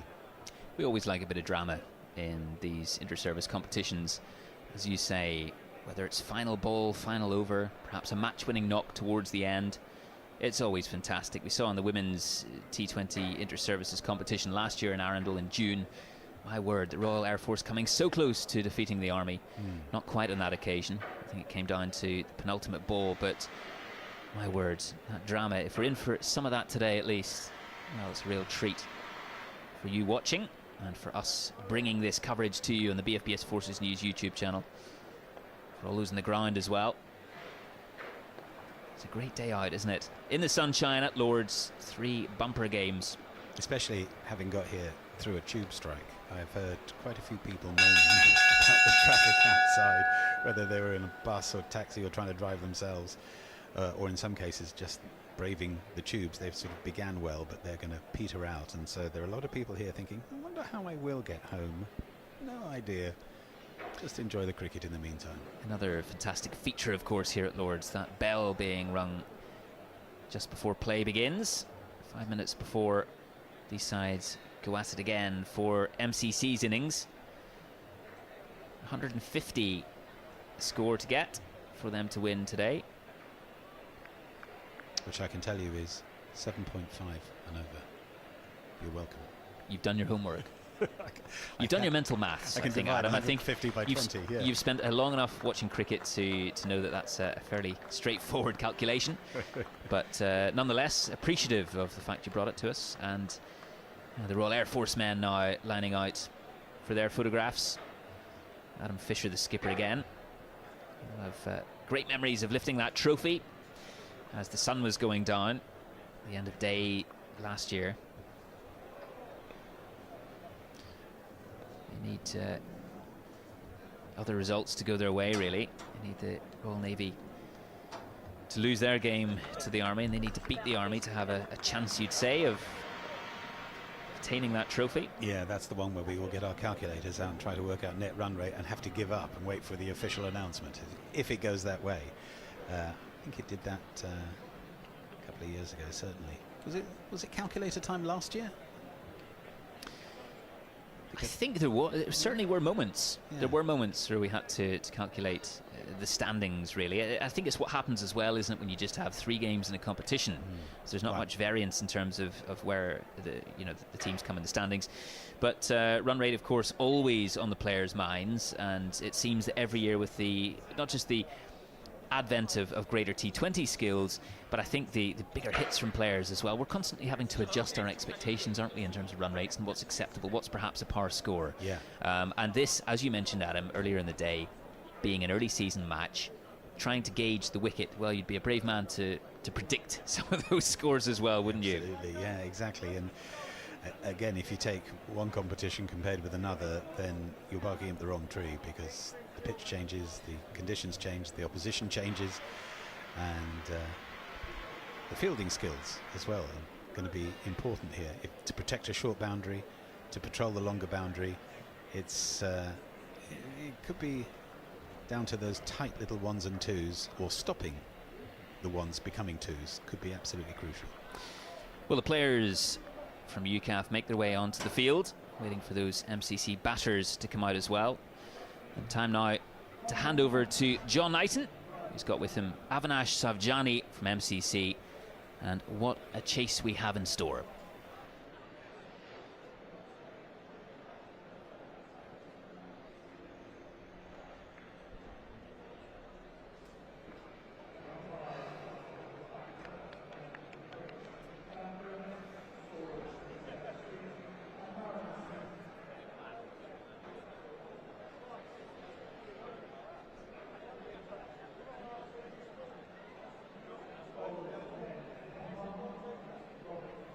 Well, thanks very much indeed, Si, and good to be back in the commentary position there with obviously with Adam and Si taking you through that the last part of the UCAF innings. And Avi, great to have you alongside today from the MCC. Normally you're next door, aren't you, I think, doing the commentary on the radio? Indeed, thank you very much, John. It's very nice to be here.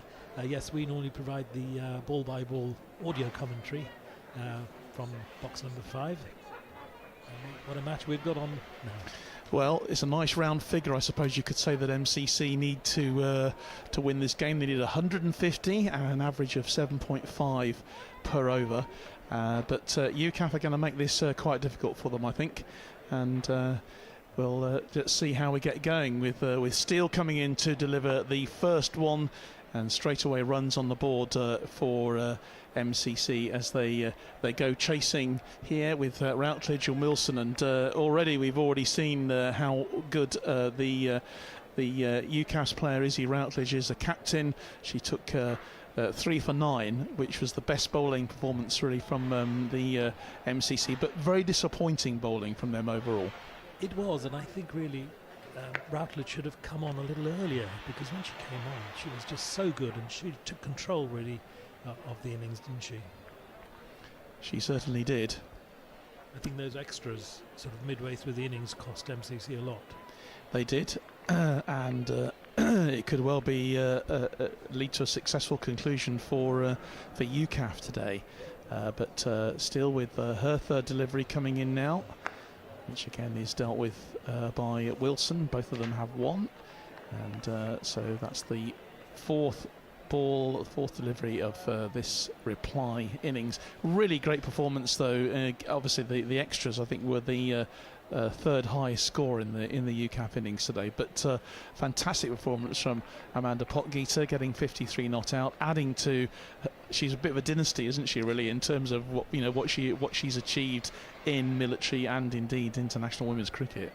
Yes, absolutely. She's such a great player, and we see her here year after year, and yeah, great player. So in comes the delivery again. Hits her on the pad, and no run, a dot ball there. So good start then for the UCAF bowls here to the bowling here today from Steele.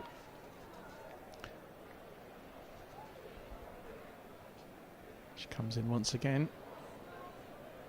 This time it's just driven away towards the covers, but well collected for UCAF there by Rush. And that is the end of the first over. So 3 for no wicket from the first over, with Wilson on 2, Routledge on 1. It's a good start. Yeah, I thought she sort of dropped into a really nice rhythm straight away.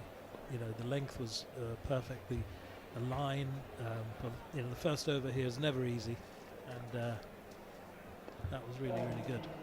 Well, it's great to have some guests joining us as well from the UCAF team who are coming along to join in. And girls, first of all, Shema and Pippa, thank you very much indeed for joining us up here on commentary. And well, 150, it's a target obviously that you were aiming for, presumably. So 149, but I say great performances from Amanda and Connie earlier on, which really have given the bowlers and the fielders a target to aim at. In fact, there's a wicket gone already, which is really good news. Sorry, I was just busy talking to you. And the first wicket has gone, which is a really good start. The player who's gone for them is Holly Wilson. She's just gone for 1. So 3 for 1 in the second over. So let me just bring you in, first of all. So congratulations. Obviously, that's a really good start for you. Thank you so much. Let's get the microphone in close really to you. good start there, thank you. And that wicket, obviously really important to get an early wicket early on, isn't it, for UCAF? Do you feel that is a target you can certainly defend? Yeah, I definitely think we can defend that. We've got our early wicket in now, so we get our confidence up and get back out there. To lose one of their openers, who's obviously got a very good record, that's a great start. And it's a target really to aim at, isn't it? And I'm just thinking as well that you've clearly enjoying yourselves out there today, and you must be a bit disappointed that you're not out there in the field. Somewhat we are, but at least we just want the team to win anyway, and then we'll be super happy. You will, because obviously you make. I think at the moment you're 2-1 up in this series. I think against the MCC. So a third win today will be excellent. Yes, that would be great. Just tell us about your build-up so far, obviously, to the season so far, because we're very early on in the season, aren't we, here? And obviously, I'm sure you would have preferred to play a bit later on, but we couldn't have asked for better weather today. Yeah. So we've had a training session earlier on in the year. We had our squad selected from that, and then we've had our training week this week. So we were lucky enough to be able to get a warm-up game against Bradfield College on Tuesday, which we managed to win that. So that's exactly what you need, isn't it, to get you in the right frame of mind for here. Is it a bit daunting, for players who maybe have not played here before to go out onto the pitch? We saw some pretty wayward bowling from the MCC earlier on, and we wonder whether that was maybe down to nerves. Yeah, definitely. There's some of our players' first time coming to Lords, even just watching. So to be out there on the pitch playing is a big achievement, and a lot of nerves going on. Well, good fielding there from Emily Steele there, and target, obviously they need 7.5 per over, which is quite a big ask already. 5 for 1 halfway through this second over here in the MCC innings, as Till comes in now and bowls, and it's given a bit of a run there by Meg Presley-Smith, and no run. So obviously, from Avi, from your point of view, this is a great start for for UCAF. Yes, and don't forget that the UK Armed Forces also lost 2 wickets early on before that recovery, and that one's down the leg side. So that'll be a wide. Yeah, and they'll take the run as well. So it's important for them to get the wickets, 1 or 2 wickets quickly.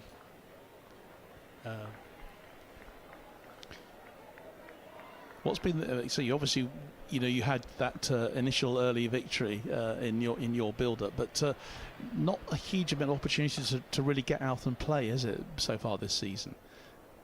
Yeah, no, of course. So this is only our second match for the season, but we've got a strong team, a solid squad from last season, and a few new players into the mix, which has been good. When you've got someone like Amanda Potgieter and also obviously Connie Cantu, again, a great 46 run, very disappointing for her not to get to her 50 today. But when you've got players like that who you can really, not relax, but you can certainly build on that, can't you? And it must give the rest of the players lots of confidence.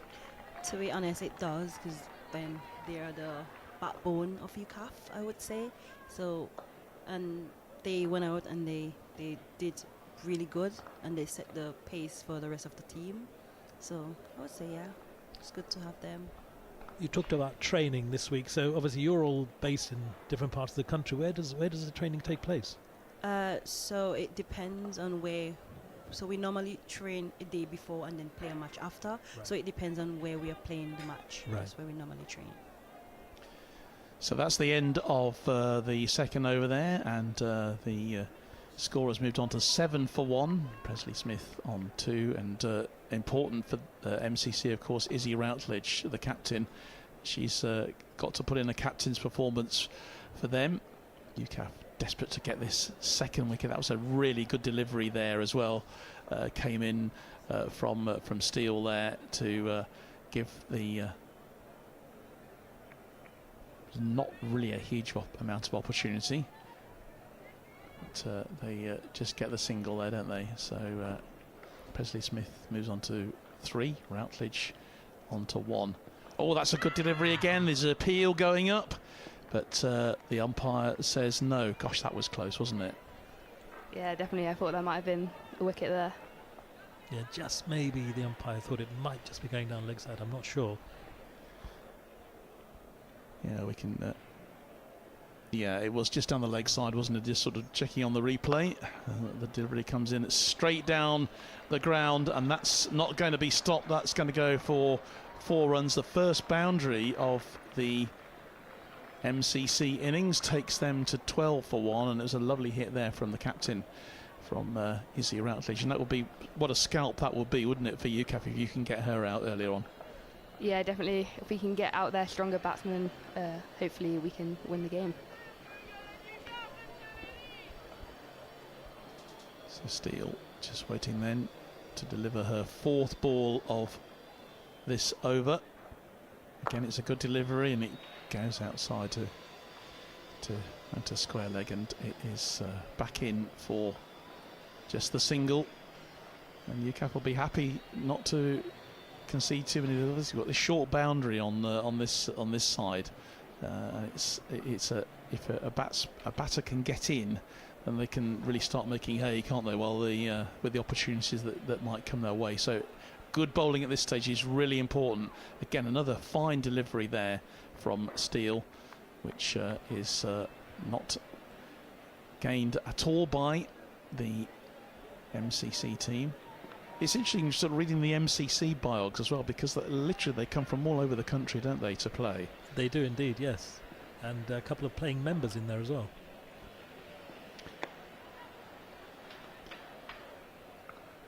That's the first slightly short delivery, but otherwise the bowling from either end has been really good in these opening overs. It has, and really good start to the bowling. Then the end of the 3rd over. Excellent performance from Steele there. 0 for 10 from her 2 overs so far. And it'll be Till once more who will carry on with the bowling for UCAF. Millie Till from the Queen's Royal Hussars, right arm medium pace bowler. And I'm sure that for all of you, it's such an honour, isn't it, to come here and play at the home of cricket. I mean, what could be better on a day like this? I don't think anything else can be better.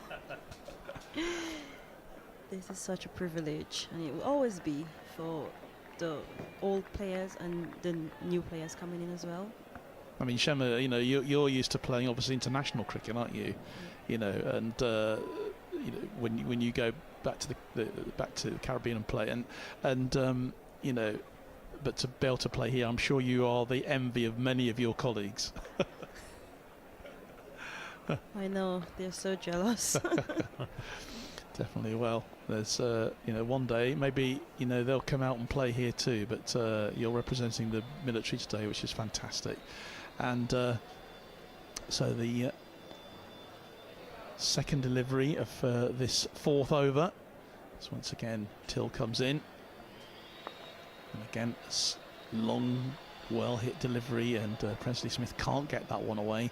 She remains on 4. Does Meg Presley Smith, plays for Beaconsfield, just up the road at the M40 here, and that's her local club. But good bowling again, good start for UCAF here as they defend this 149 total. That's got away well though into that offside, and it's collected by UCAF, and so the score moves on to 15 for 1 now. But this is exactly the start that UCAF will have wanted, because it's been the bowling has been frustrating, isn't it, for the MCC to face so far. Really good bowling.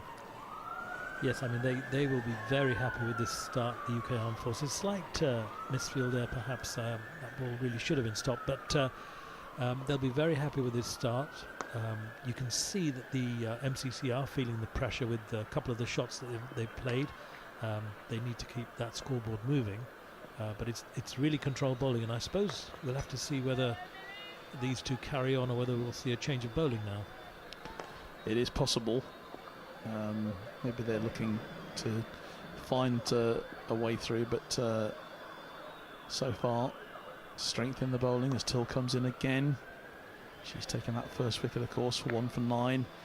Again, brilliant bit of fielding there, and that will restrict the MCC just to a single, and that is the end of the 4th over. So 20 for 1 after 4 overs, just averaging 5. They need 7.5, or they did at the start. Obviously that is creeping up already. Yeah.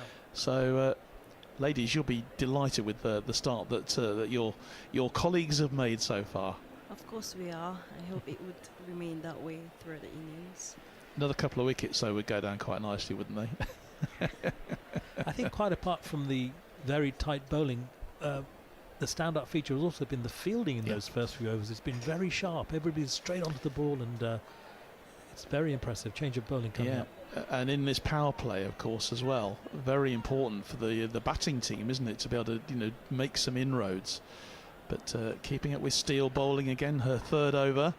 Again, it's going to be a dot ball. Again, frustration for MCC. Oh, yes, sorry, Steele's carrying on, so I thought they may consider a change, but well, in this, it's when you've got a winning combination. Amanda Potgieter fielding there as well, and again another dot ball, 20 for 1. It's always that dilemma, isn't it, when they're going so well, whether you save them for the end or you carry on with the ones who are doing so well. Steele again goes down the leg side, so that will be given as a wide. Yeah, you can't afford to bowl down the leg side in T20, can you? Doesn't need to be much down the leg side for it to be given. There were 34 extras in the MCC in your given to you, which and of course those extras, so many of them are wides and no balls, extra deliveries, which basically I think adds up to about another 2 or 3 overs, which in T20, I mean, it's manna from heaven for you, isn't it? Yeah, it means a lot, and it definitely added to our score. We've been working hard this week on making sure we keep our deliveries legal and thinking about those leg side wides. That's another one. Sorry, a commentator's curse coming in again here on Steele, but she's just got to keep that going. Actually, there are 2 Steeles in your team, aren't they? Are they both sisters by any chance, or related? No, I don't believe so. One's from the RAF, one's from the Army. So, well, they could be in different directions militarily, but they're certainly singing from the same hymn sheet at the moment.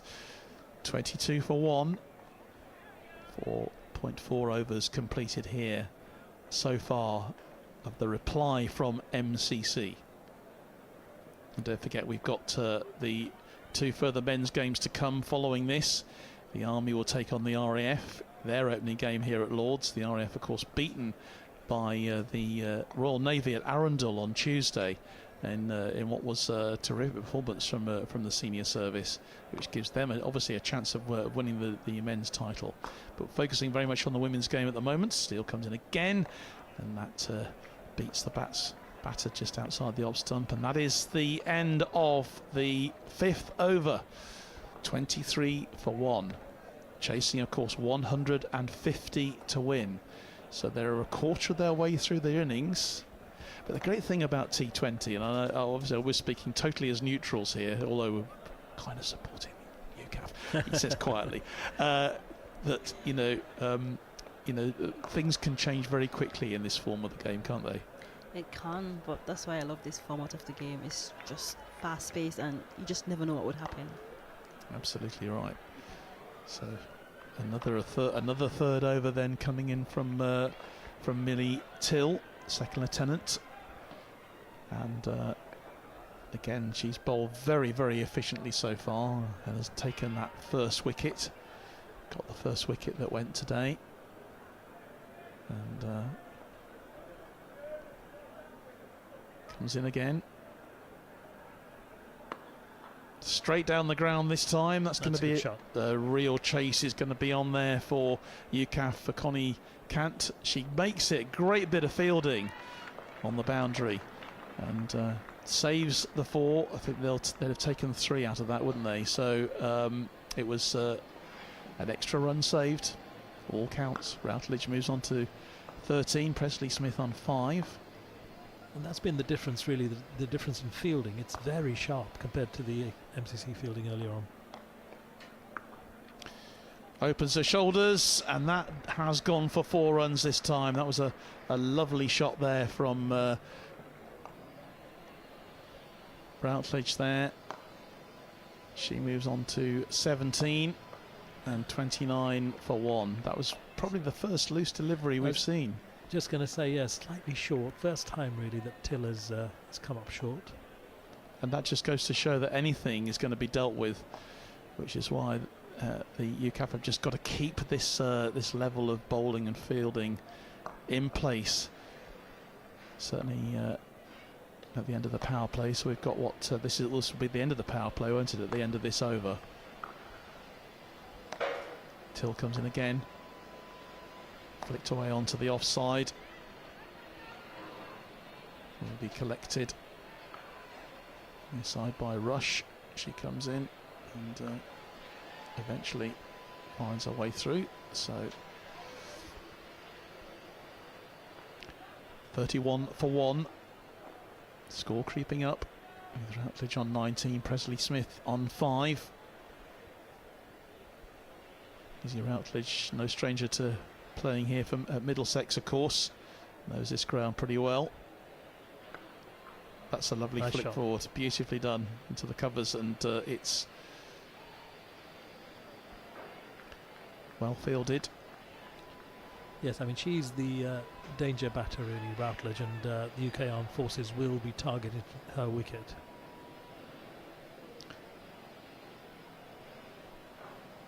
Last ball then of this 6th over. Again, it goes into the same place. Same fielder again, making the stop. That is the end of the over. And the score has moved on to 33 for 1. With Routledge now on to 20.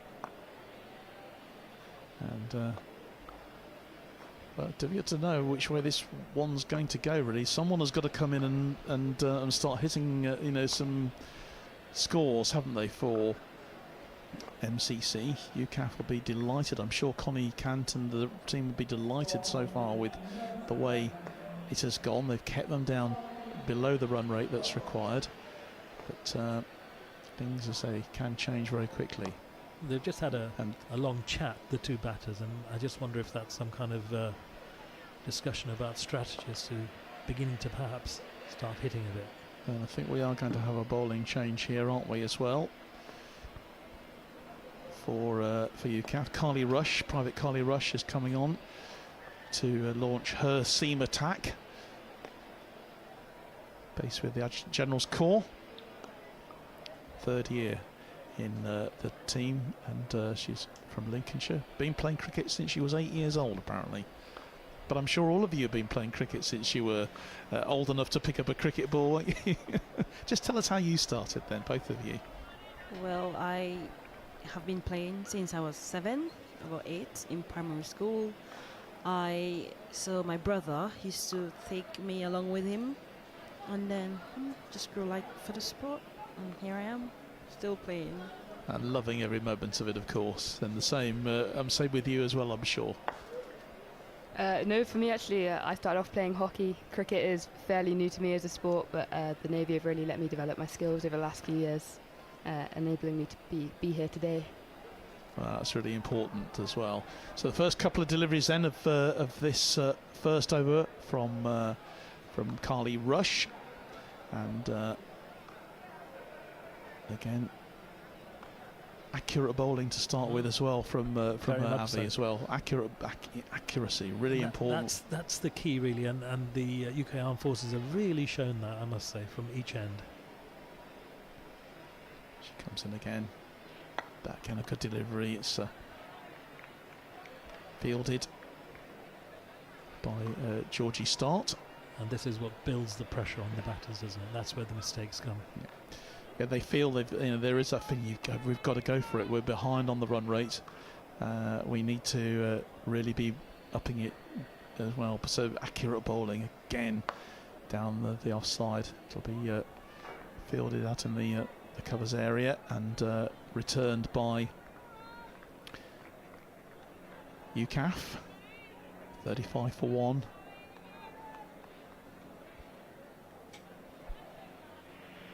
Coming in from this nursery end then, and this magnificent ground, isn't it? Just such a privilege to even be here, really, watching cricket. To actually be talking about it as well is just fantastic.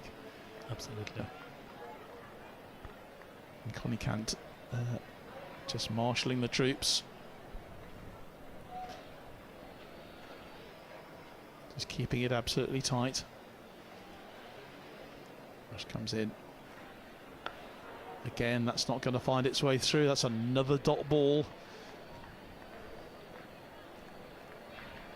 And that is the end of the 6 over. Great over then from Rush there, and well, just exactly what UCAF needed.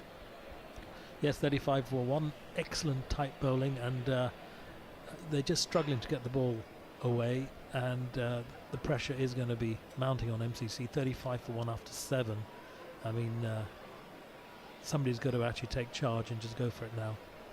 Because obviously, you know, they've got wickets in hand. They've only lost 1 wicket. So I suppose, are decisions being made, or do we just have to really go for it and risk, you know, losing more wickets? I don't think there's any other choice. And there's a change of bowling, so they'll probably see what's going to happen here.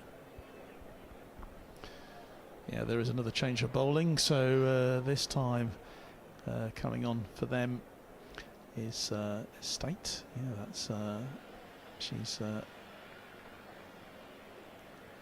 So Georgie State, yes, come on. And she's just... Again, immediately on line and length with that first ball. Yep, even though it's a slower delivery.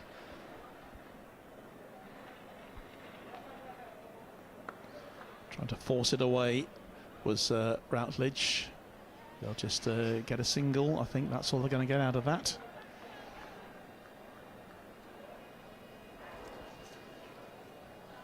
So we push towards midday here.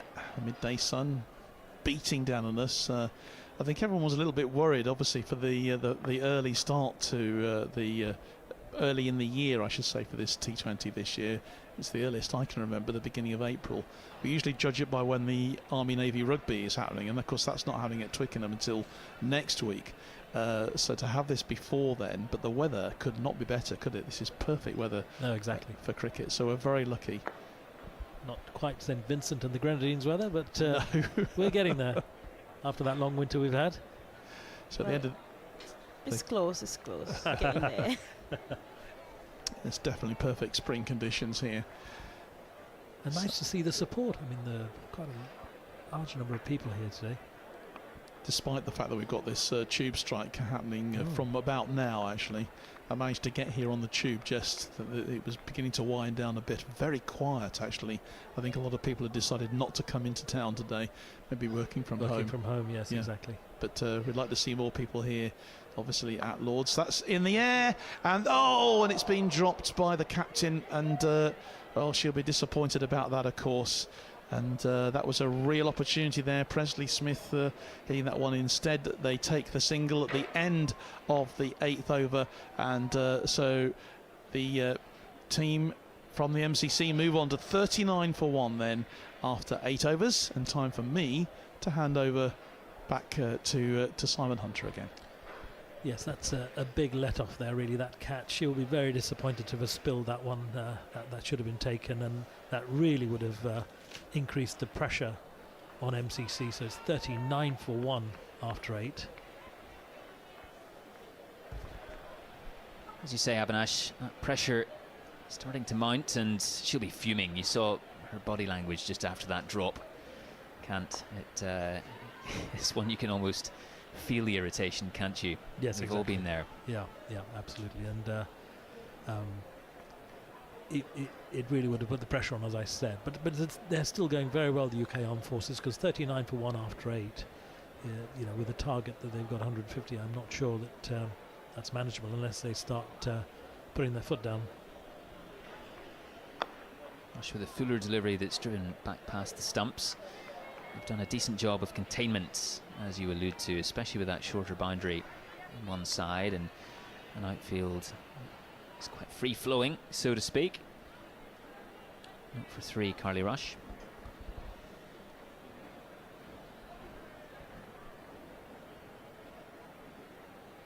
Just shaping away a little bit. That's good delivery. Yeah, absolutely. And it's that consistent line that they're struggling to actually to pick up. Whereas if you look at the MCC, the amount of extras, you know, the wides and the no balls, that makes all the difference. 34 extra. That ball going in the air again, but past the fielder and down to that fine leg boundary. Another boundary for MCC. A precious 4 runs for them at this stage. Coming up to the end of the 9th over, 45 for 1. And Shema is no stranger to tight lines that you like to bowl. Carly Rush here obviously straying a little bit with that full toss, but what's she like in the nets to face when you're in there?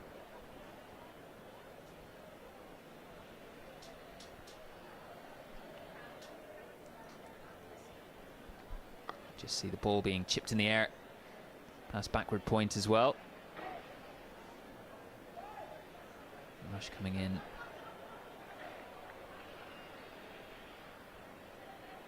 And the run taken. It's a 47 for 1. MCC. And you mentioned Avinash. A smattering of spectators today. Obviously G'd on by the sunshine, of course. If you're in the pavilion, in the stands. Full toss and driven through the covers. That's beautifully timed as well. Will it make the boundary? Rope, I don't think it will. It'll be chased down by the fielders. A couple of runs to add to that MCC total. Yes, it's nice to see supporters here. I'm sure these are friends and family as well of the players. So and the number of members that have made an effort as well. Great to see. It's been a busy few weeks for them. Watching Middlesex as well. County Championship starting about 3 weeks ago, beginning of April. It's always rather amusing, isn't it, to see those clips of their training outdoors in March and with the beanies on and everything as well. Yes. Overcoats in some cases. Many layers. It's funny, isn't it, when you think of the rugby season coming towards its climax in sort of April, May, and you think of warm, sunny conditions to score tries, and then the cricket, as we see with this shot just being chipped for another couple of runs. It always feels that this is the sort of chilly time for these cricketers to be out there, but nonetheless, bathed in sunshine and looking an absolute picture, Lords, today. Absolutely, and you can see the Allen stand there going through refurbishment or reconstruction. Should be ready a little later in the season. Ball being pulled, bisecting 2 of the fielders, trickling out towards the rope. Will it be stopped? A nice dive put in there, and it is indeed. So State is sort of drifting down the leg side on these few deliveries this over, which is giving MCC the chance to get the ball away, and perhaps she needs to just get the line back to keep the pressure on.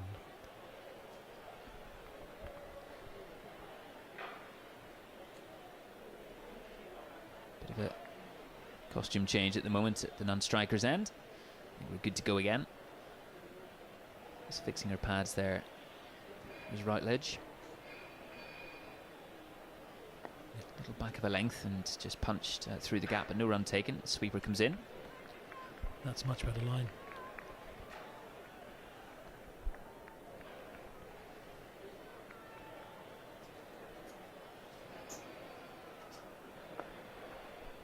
Bowler trying to cut that off, but I'll try and make it through for the single, and well, no direct hit on that occasion, but certainly put the pressure on.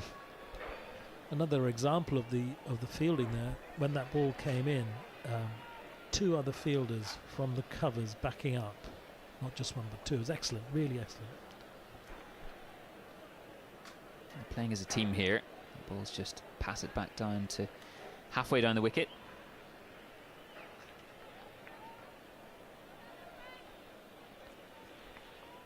With Routledge on strike, they're going to be looking out for that shot into the leg side. It's quite straight bowling again. Good ball. Barra gets ready to hand her cap back to her, and Pippa, this team, you know, it's a close-knit squad, this UCAF squad. You've obviously played together. You've, you know, fitted whatever training you've been able to fit in before this early season match, but just looking out there, as Avinash was saying, with the fielders backing each other up, it feels a good vibe out there. Yeah, definitely. It's something we've worked on a lot this week, and everyone knows each other really well, which makes it nice and easy. You know how the other fielders are going to play out there, and you know what to do to what they need from you.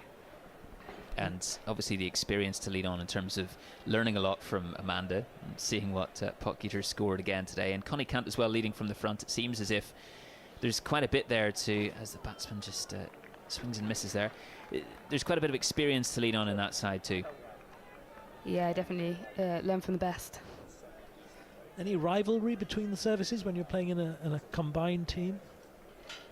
In the UCAF team, we're pretty close knit. Obviously, we come to inter-services, we are against each other, and we do separate those friendships. But when we're in a team like this, we are one team.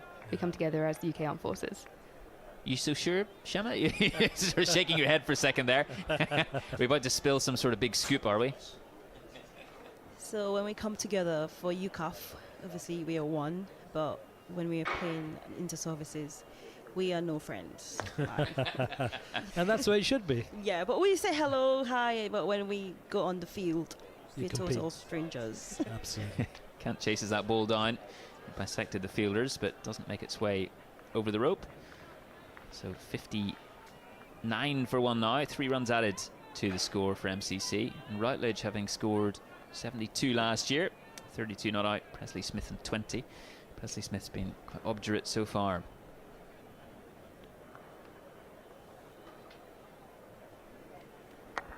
They're full bowling as well from Rush.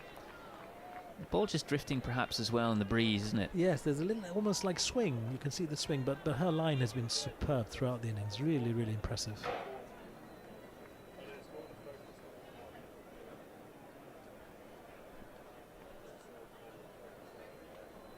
Full toss this time, just patted back past the bowler. Potgieter comes in to tidy up, no run taken.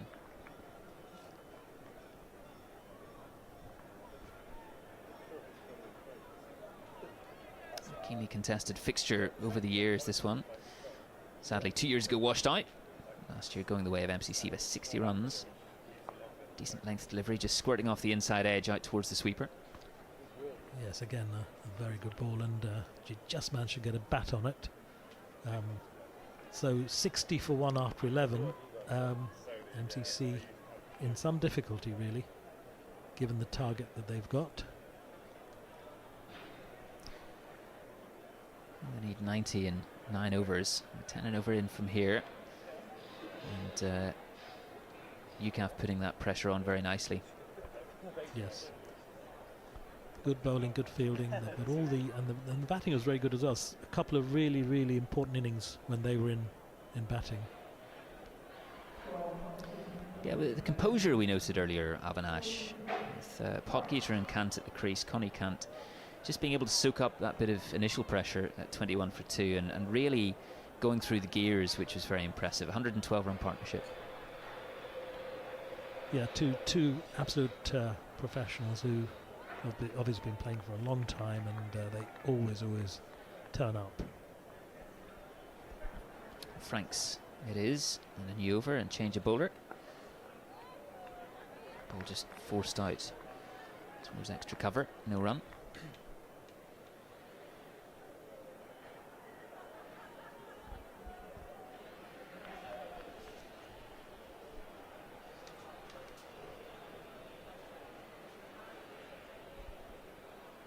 They're straight this time, and across the line goes Presley Smith. And no result. Either runs or wickets that time.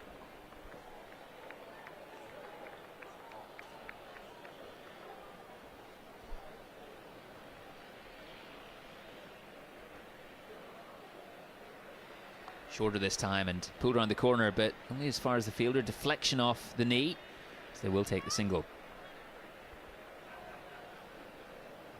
Again, just slightly drifting down the leg side there, but the previous 2 balls were really tight and on a line, which is not easy here, coming on and immediately hitting that mark. Absolutely. Consistency from the off.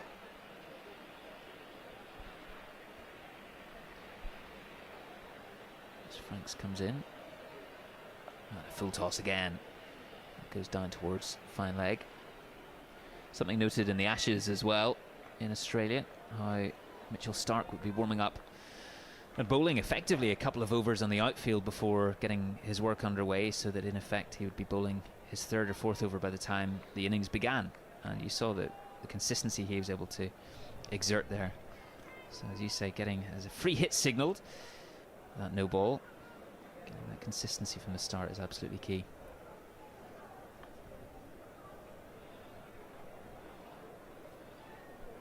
Well, Franks will be pretty happy with that result. No extra run taken in the free hit. Yeah, so she recovered well and made up for the previous ball.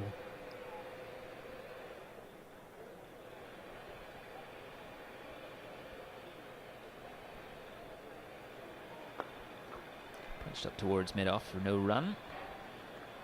Shema, you mentioned the rivalries that we've come to see over the years in all military sport, and we love seeing just how they play out.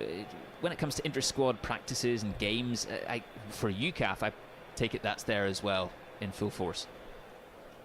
Yes, it is. But when it comes to like inter-services, it's just for as long as I've been playing, it's just the Army versus the Navy and the RAF. Absolutely, and Pippa, you know, that's that incentive of players across the three services being able to put on that UCAF purple and be able to play at Lords, this annual fixture, of course, another wide signalled. That just adds a bit of extra intensity, doesn't it, to those games? Yeah, exactly. When you're playing in services, you want to be able to prove yourself and show that you're the best from your service. So, yeah.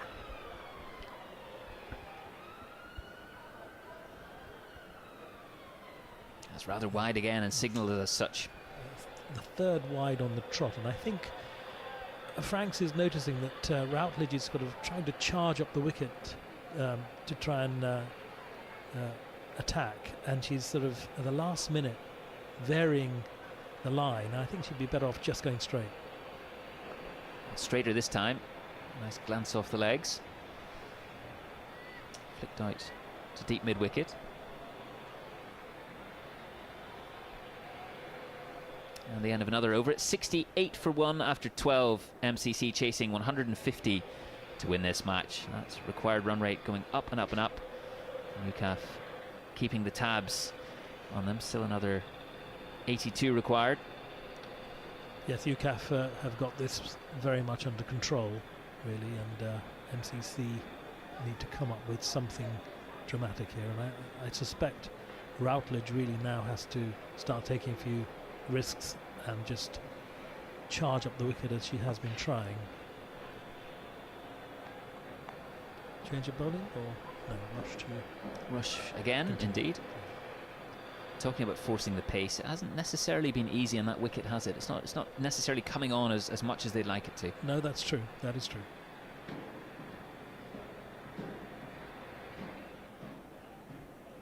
Keeper up to the stumps for Routledge. It's full again, a low full toss, punched up to long on.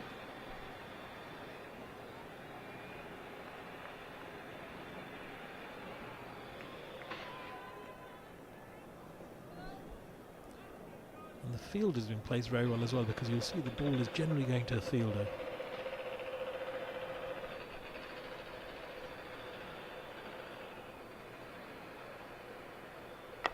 Wider this time, chance to throw the arms at it slightly, well fielded by Kant.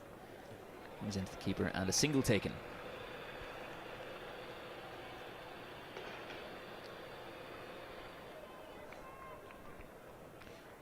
The bacon and egg resplendent in the pavilion, and people all around the ground. It's great to see more pouring in.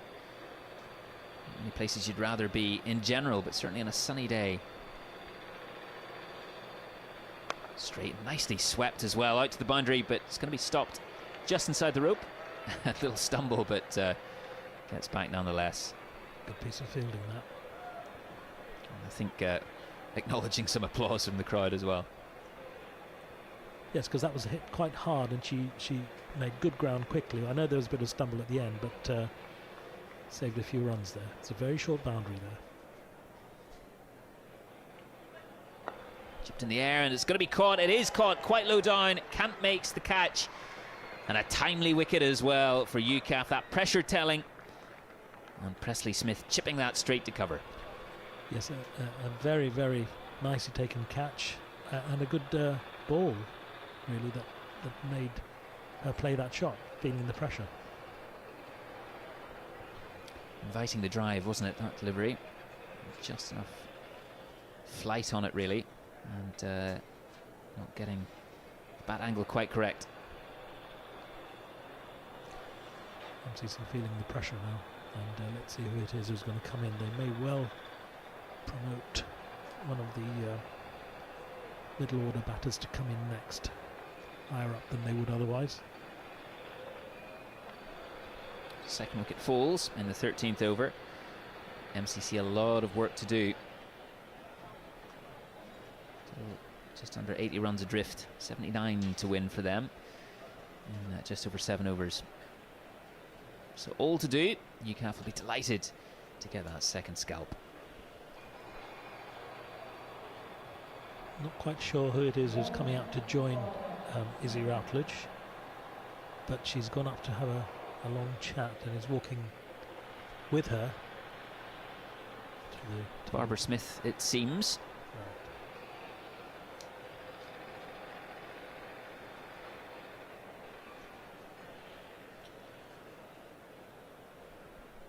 MCC opening bowler today, Barbara Smith, coming into bat.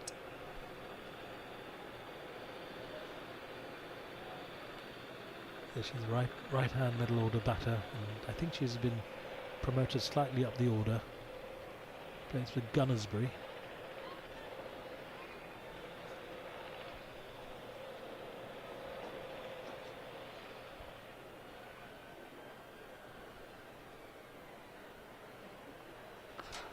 Powered out towards the boundary, but it finds the fielder.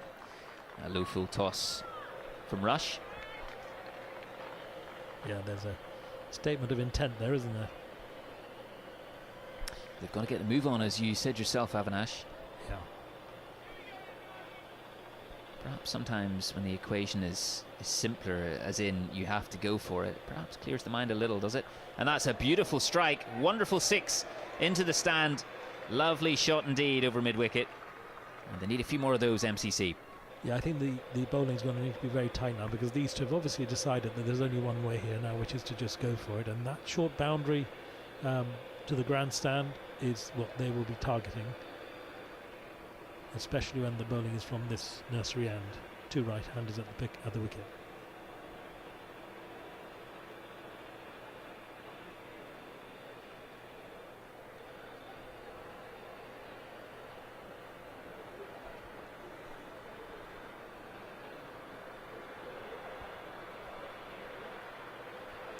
Still can't believe this weather. It's beautiful. We better not complain. I think, as you say, just seeing that blue, rather hazy, but blue sky all around Lords. It's an absolute picture, and somewhat of a sun trap here, as we've come to know over the years as well. This corner of St John's Wood. And this Armed Forces Day is such a festival, isn't it? I mean, you've got so many matches and all the support stuff that comes with it. Absolutely, and another chip in the air, and has that been taken? It's going back. Is there going to be a run out here? No, all happening in that one delay. They're going for another single. Is that ball going to make it to the other end of time? Not quite, but my word, almost 3 separate results in that single delivery of Emily Steele's. For a moment I thought that was caught, but obviously not. Yeah, was it juggled? I think low to the ground, and then the run out opportunity. No direct hit. Went to the other end. Steele couldn't quite gather in time. We said we wanted plenty of action today. Well, we've seen plenty in just one delivery there. But yeah, interesting you mentioned that word, of course, Avinash. The festival today. It really has a festival feel, and you go out just by the nursery ground and see the entertainment village, and lots of different things for people to go and enjoy and have a look at, I think, which is fantastic. It's all part of the sort of picnic atmosphere, a day of cricket. We certainly know when you come to a day of Test cricket, you've got that vibe, that feel, and having 3 back-to-back white ball matches as they make it through in time is a lovely atmosphere. Yes, it is a really, really nice atmosphere. They sometimes have a band as well, don't they? So I'm sure that's to follow during the break. That's right, Central Band of the Royal Air Force later on, which will be great during the tea interval. Break between matches 2 and 3 today. Almost as the ball comes in and almost takes the top of the stumps, bails off and almost takes Emily Steele's head off, but thankfully she got out of the way in time. Takes the ball back. But Shema, I'm sure it's something you're of course aware of as players. It must make it all the sweeter to be not just playing a game of this quality against MCC, but also when you see people out watching and a bit of a crowd coming in. Yeah, and most of them are like our chain of command as well and family members, so that is really interesting and important as well. Great, of course, to be freed up. You mentioned the chain of command, Pippa, to be able to spend time coming and playing these games is a wonderful reflection of military cricket. Yeah, definitely. It's amazing how much time your boss can give you off when you make it to the right level. You made sure to get that in there. I like it. Yeah, it's great to see, and the game growing as well. You know, and mentioned earlier, being done at Arundel each year for the women's T20 competition. Last year, going to the wire. The RAF almost beating the Army, but it's a great competition as well. And that ball just finding the gap and teasing the rope, and can't the fielder as well. Can't quite stop it in time. And another 4 for MCC. Yes, that's a well-struck drive there. And the standard of cricket generally within the armed forces is a very high standard, I must say. Well, we get 3 bites of the cherry today to see that standard, with 2 men's games coming up after this. So 85 for 2 MCC after 14 overs. Barbara Smith new to the crease on 3, and Routledge approaching her half century, 48 not out.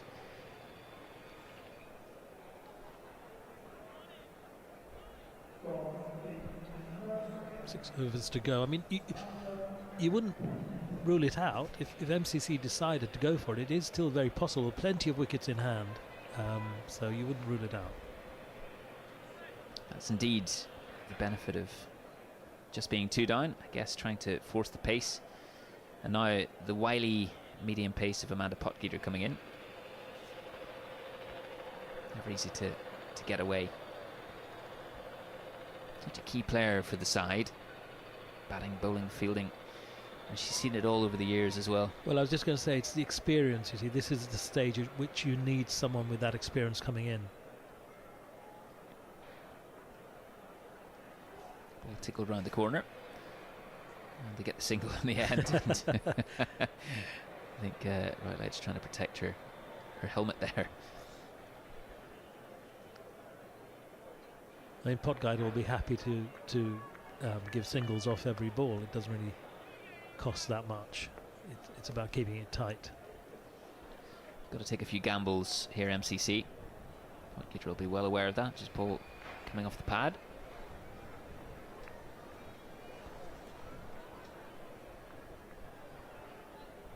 Just 2 runs away from her half century.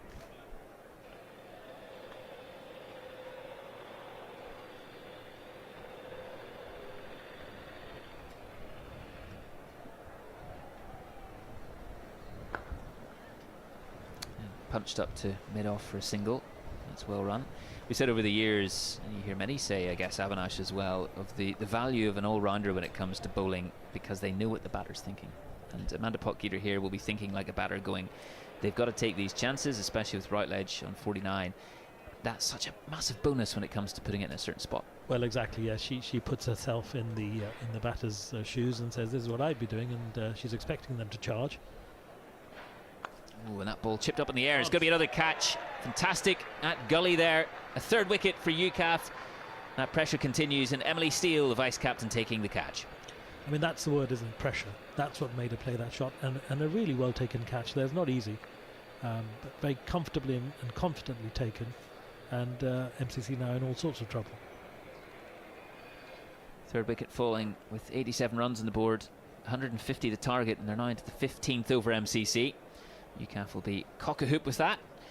And Amanda Potgieter as we've come to expect, taking a wicket in that first over of hers. Yes, using all her experience to keep that line on every ball, and then producing that sort of ball which made the batter play that shot, really.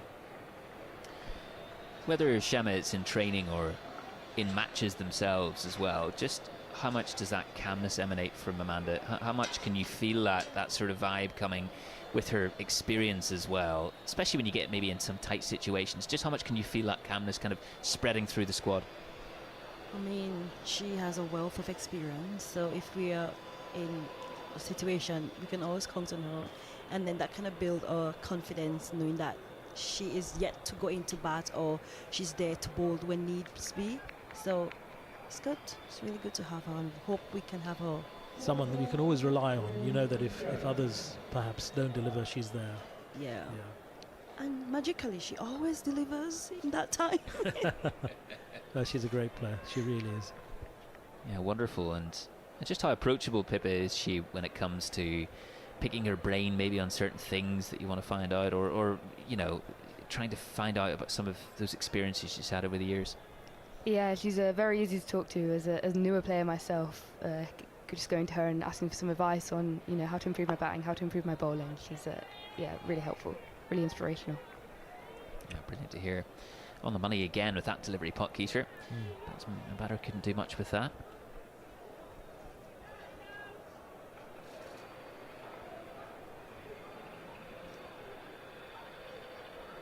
Floated up a low full toss, just getting through cover and heading out towards the sweeper near the boundary. We'll pick up a couple. That's 15 overs done and 89 for 3. So MCC now under real pressure. And difficult to see how they can turn this round, frankly. But they have to work on the fact that they've got 7 wickets still. And although the bowling is very tight from each end, they're just going to have to convert good bowling into bad bowling. They're going to have to take chances. That's the only way. Otherwise, there's no option here. Routledge has to go big, really, you would suspect, wouldn't you? Approaching a half-century, and obviously the set batter. 41 deliveries she's faced. And Wyn Jones now, her batting partner. In comes Steele, and that's a little short, but there is cover out there in the deep. Yeah, she's the senior partner, and she has to really make the decision. And sometimes she will probably refuse a single if it means she can retain the strike, because Wyn Jones has only got 2 against her name. She's taking guard. I think it's first time she's batting at this end. So at this stage now, Routledge is going to have to hog the batting a little as well. We saw Potkeeter, didn't we, trying to shepherd the strike a little bit towards the end of the UCAF innings. As you mentioned, Routledge will be looking to do something similar. Wyn Jones on strike.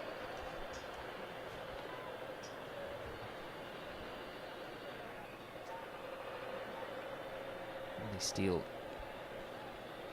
been bowling rather tightly. Good player for the Royal Air Force, Emily Steele. She can bat as well. Ball goes aerially, not quite going to make the fielder though. Couple of bounces into the hands. Another direct hit. We've seen a few of those which are unconsequential, but nevertheless always entertaining to see. Bit like a crowd catch, I suppose. I think it was the same fielder as well, wasn't it?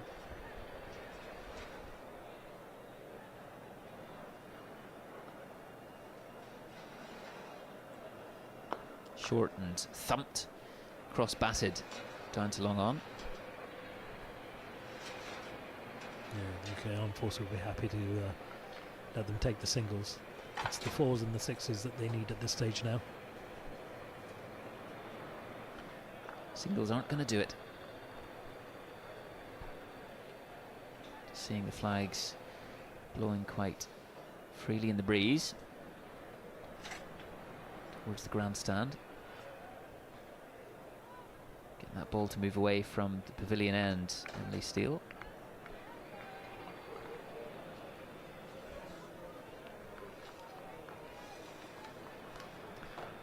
Famous Lord slope, though, of course.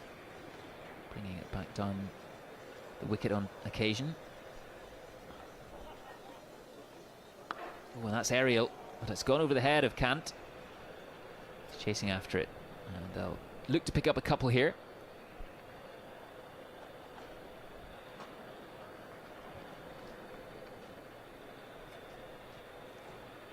So that's the end of the 16th over. 4 overs left, and Potguy to continue from this end. So with these two bowling the way they are, it's very difficult for MCC. It's such tight bowling, and as I said, the field placing is so good that when the ball is hit, it invariably goes straight to a fielder. So it's very difficult for MCC, this.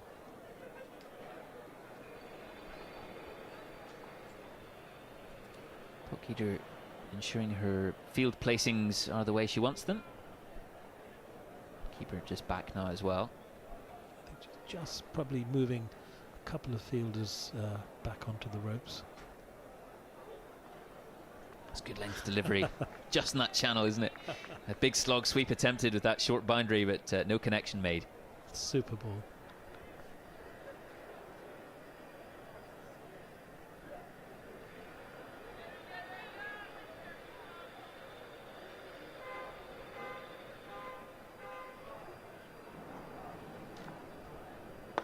Similar length this time, and batter does well to Routledge to get that down the ground. Coming back for the second as well. It might be a little tight here if Potgieter can get it, but in the end, not too much fuss. Yes, a well-run second run. They've got no choice. They've got to make the ones into twos here.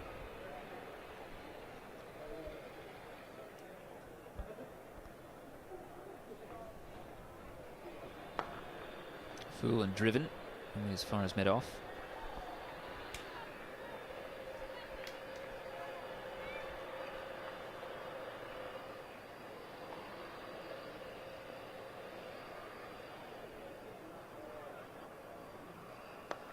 Once again, pretty much on the mark. They've got a run. They get a single in the end.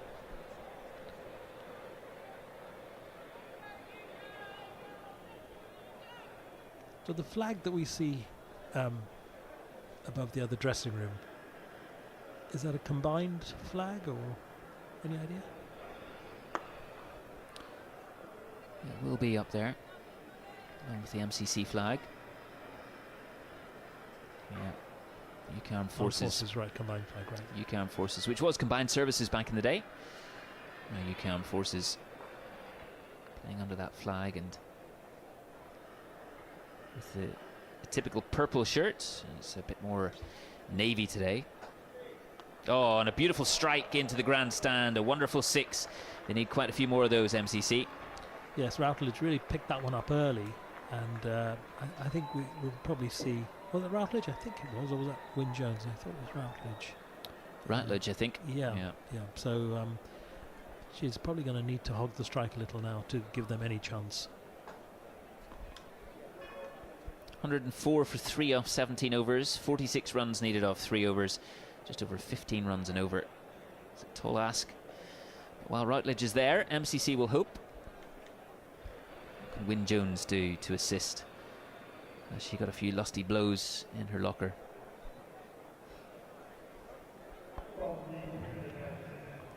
I think Routledge will be looking to take a very quick single here, so she can come back onto strike. Yeah, she's already advancing down.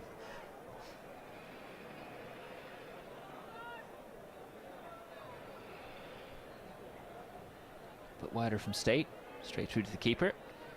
Another dot. Pressure's been on MCC for most of this innings, unlike the UCAF innings, during which there was quite a wayward spell of bowling. Full and straight, punched back past the bowler. UCAF will not mind that in the slightest.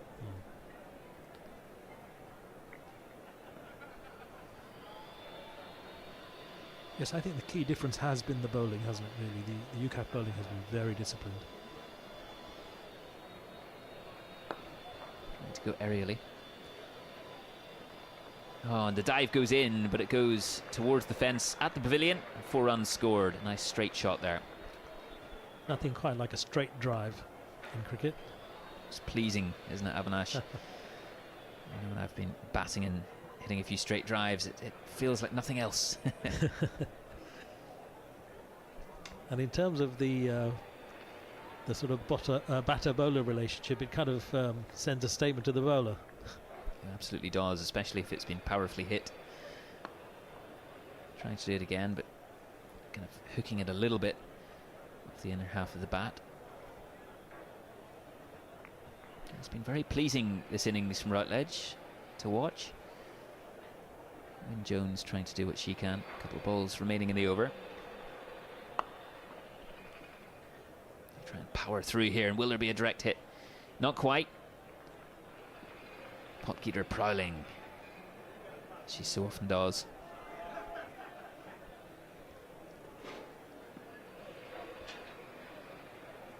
Drag down, that's not a great delivery, but it's out to the sweeper. Take a couple as well, it's good running from MCC. Yes, it is. In fact, I thought that Routledge would be happy to just take the single to keep the strike, but what's happened is that Wyn Jones will now be on strike for the next, but I'm sure she's also set to launch, because there's just 2 overs left now, so each of them just have to go for it.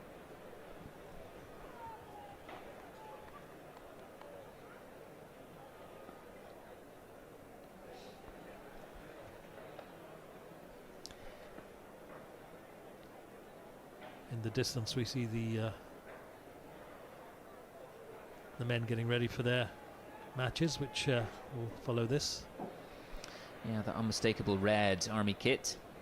The Army with both their matches here at Lord's this year in the competition. Of course, that works on rotation every year. Last year the RAF played both their matches here. And I've been watching that game at Arundel very keenly on Tuesday. It's a nice delivery. Just punched out to extra cover. Going through their warm-ups now. Of course, without the services of Jay Boynton this year, retired from inter-services T20 duty. What a servant he's been to the British Army. He'll be with us later on in commentary, which would be fantastic to have him. The Royal Navy looking in a good position for that clash, that final game with the Army. Be able to watch, now be able to sum up what the Army are doing against the Royal Air Force first. Yes, it's funny how there are certain players like Potgieter and Boynt that you just mentioned, that become legends really in the services in this sport. That ball just going straight up and almost teasing the stumps there, but managed to keep it out. Yeah, some players whose names are bywords for experience and performance, and those two, as you say.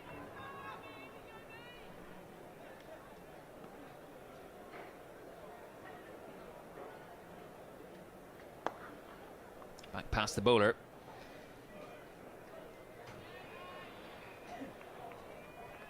It's 114 for 3 as the score stands.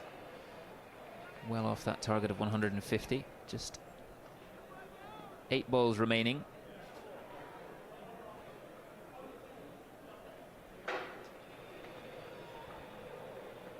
Full and hit right up in the air. It's going to be caught. It is indeed caught. Emily Steele with another wicket, and catch taken there, the 4th to go down, and UCAF well on their way to comprehensive win here at Lord's. Yes, and I think that whilst MCC perhaps haven't batted that well, the reason for it is that the bowling has been so good that they just haven't been given the opportunity to bat well. So you know, UCAF really deserve a lot of credit for their bowling and their fielding, which I've found very impressive. Absolutely, they've been sharp, haven't they? They've looked sharp everywhere in the field, and the bowling. I think there was quite a bit of bowling in the middle of that MCC bowling display, fielding display, which just allowed Connie Cant and Amanda Potgieter to get going. And well, UCAF haven't allowed the same for MCC. Yes, I think those extras sort of after the halfway stage of the previous innings, that's really what cost MCC. They gave far too many extras away. Second highest scorer.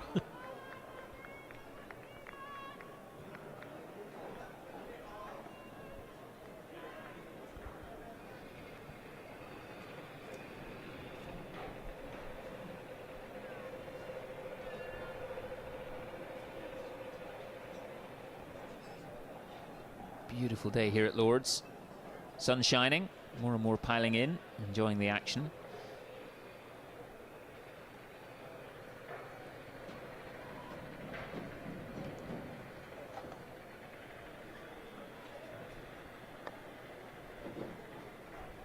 Ball just trickles away off the leg side, and another single taken.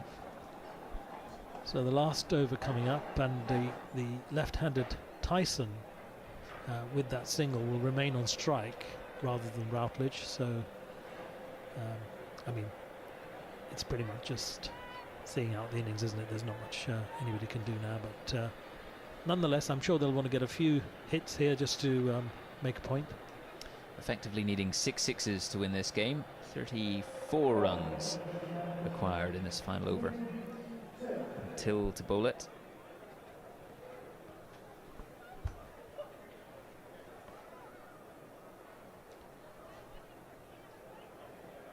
She's bowled well, Till, as well, hasn't she? 1 for 20. She has indeed. It's been impressive all round. A good team performance this from UCAF, that must be said. At one stage, 21 for 2 in their innings early on, with the dismissals of Georgina Kant and Georgina Dean. I felt that MCC were just getting on top a little, but they steadied the ship, and they've managed to effectively have decent control of this match ever since. Yes, very much so.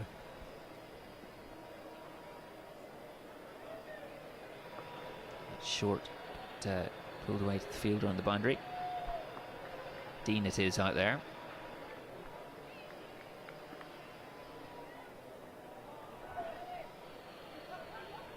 Good number in the grandstand, lower level now. Quite a few up in the boxes too. Pavilion as well. All levels.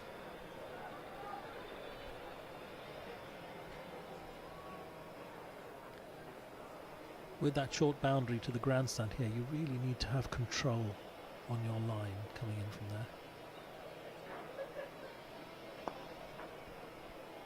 It's good bowling again from Till. Keeping it fairly tight. Batter couldn't do much more than just punch that up to mid-off.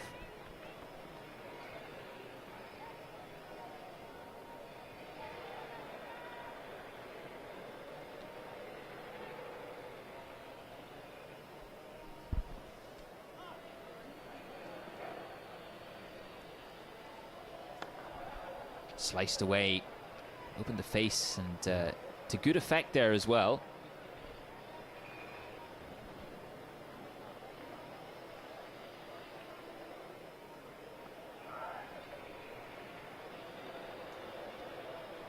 Yes, well run through there. It's a good shot, that, actually. Nice when you see a batter opening the face and getting it through the covers.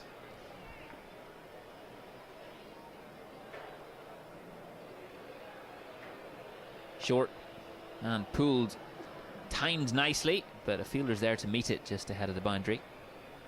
Going for the second.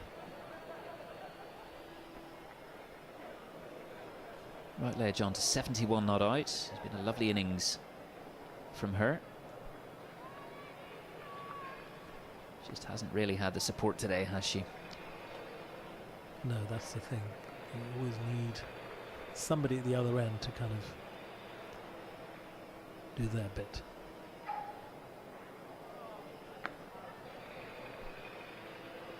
Another single being taken. Routledge has had a good match, actually, because she was very good with the ball as well, wasn't she? Similarly to Amanda Potgieter, a player that they call upon very keenly, MCC, Routledge, last couple of games.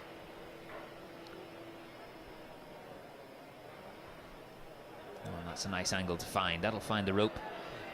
Much needed boundary, but too little too late, I'm afraid to say. And that is the final delivery, the final act in this MCC innings. A comfortable and comprehensive win for UCAF. 22 runs the deficit in the end. 21 runs, I should say, 149 the score earlier in the day. Very pleasing for Connie Cant and her side. Celebrations out there in the middle, and handshakes all around too. It's been played in such a good spirit, this match. It has indeed, and congratulations to the UK Armed Forces women. I think they were brilliantly led. I thought the field placings were amazing. The bowling changes were just right. The bowling was very tight. I mean, MCC just weren't given a chance to try and get the target. So yeah, well done to the UKEF. Very pleasing for them as well in the context of what happened last year, avenging that 60-run defeat from last year.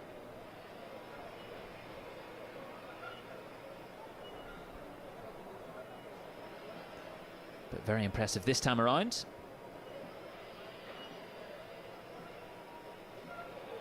Routledge 72 not out, scored the exact same last year in fact, 72 runs off 51 balls last year, so it seems to be her lucky number, but sad to say for MCC today, not quite getting the same luck. And for UCAF, that'll be very pleasing indeed. Connie Cant leading her team from the front with the bat, along with Amanda Potgieter. What a luxury to have Amanda Potgieter in their side, being able to call upon her services and the reliability and the stability she brings with bat and ball. My word, it's a fantastic thing. Players just make their way towards the pavilion, and applause all around the ground. Applause for each other as well. You know the effort they've put in today on this sun-drenched April afternoon at Lord's, and UCAF winning that one. A very, very special victory for them too. And Kath Brazier is downstairs, boundary edge, with the winning captain Connie Cant. A brilliant win then for the UK Armed Forces women. I'm here with Captain Connie Cant. I mean, a personal brilliant game for you as well, a real captain's innings, but really good after result from last year to bounce back from that defeat.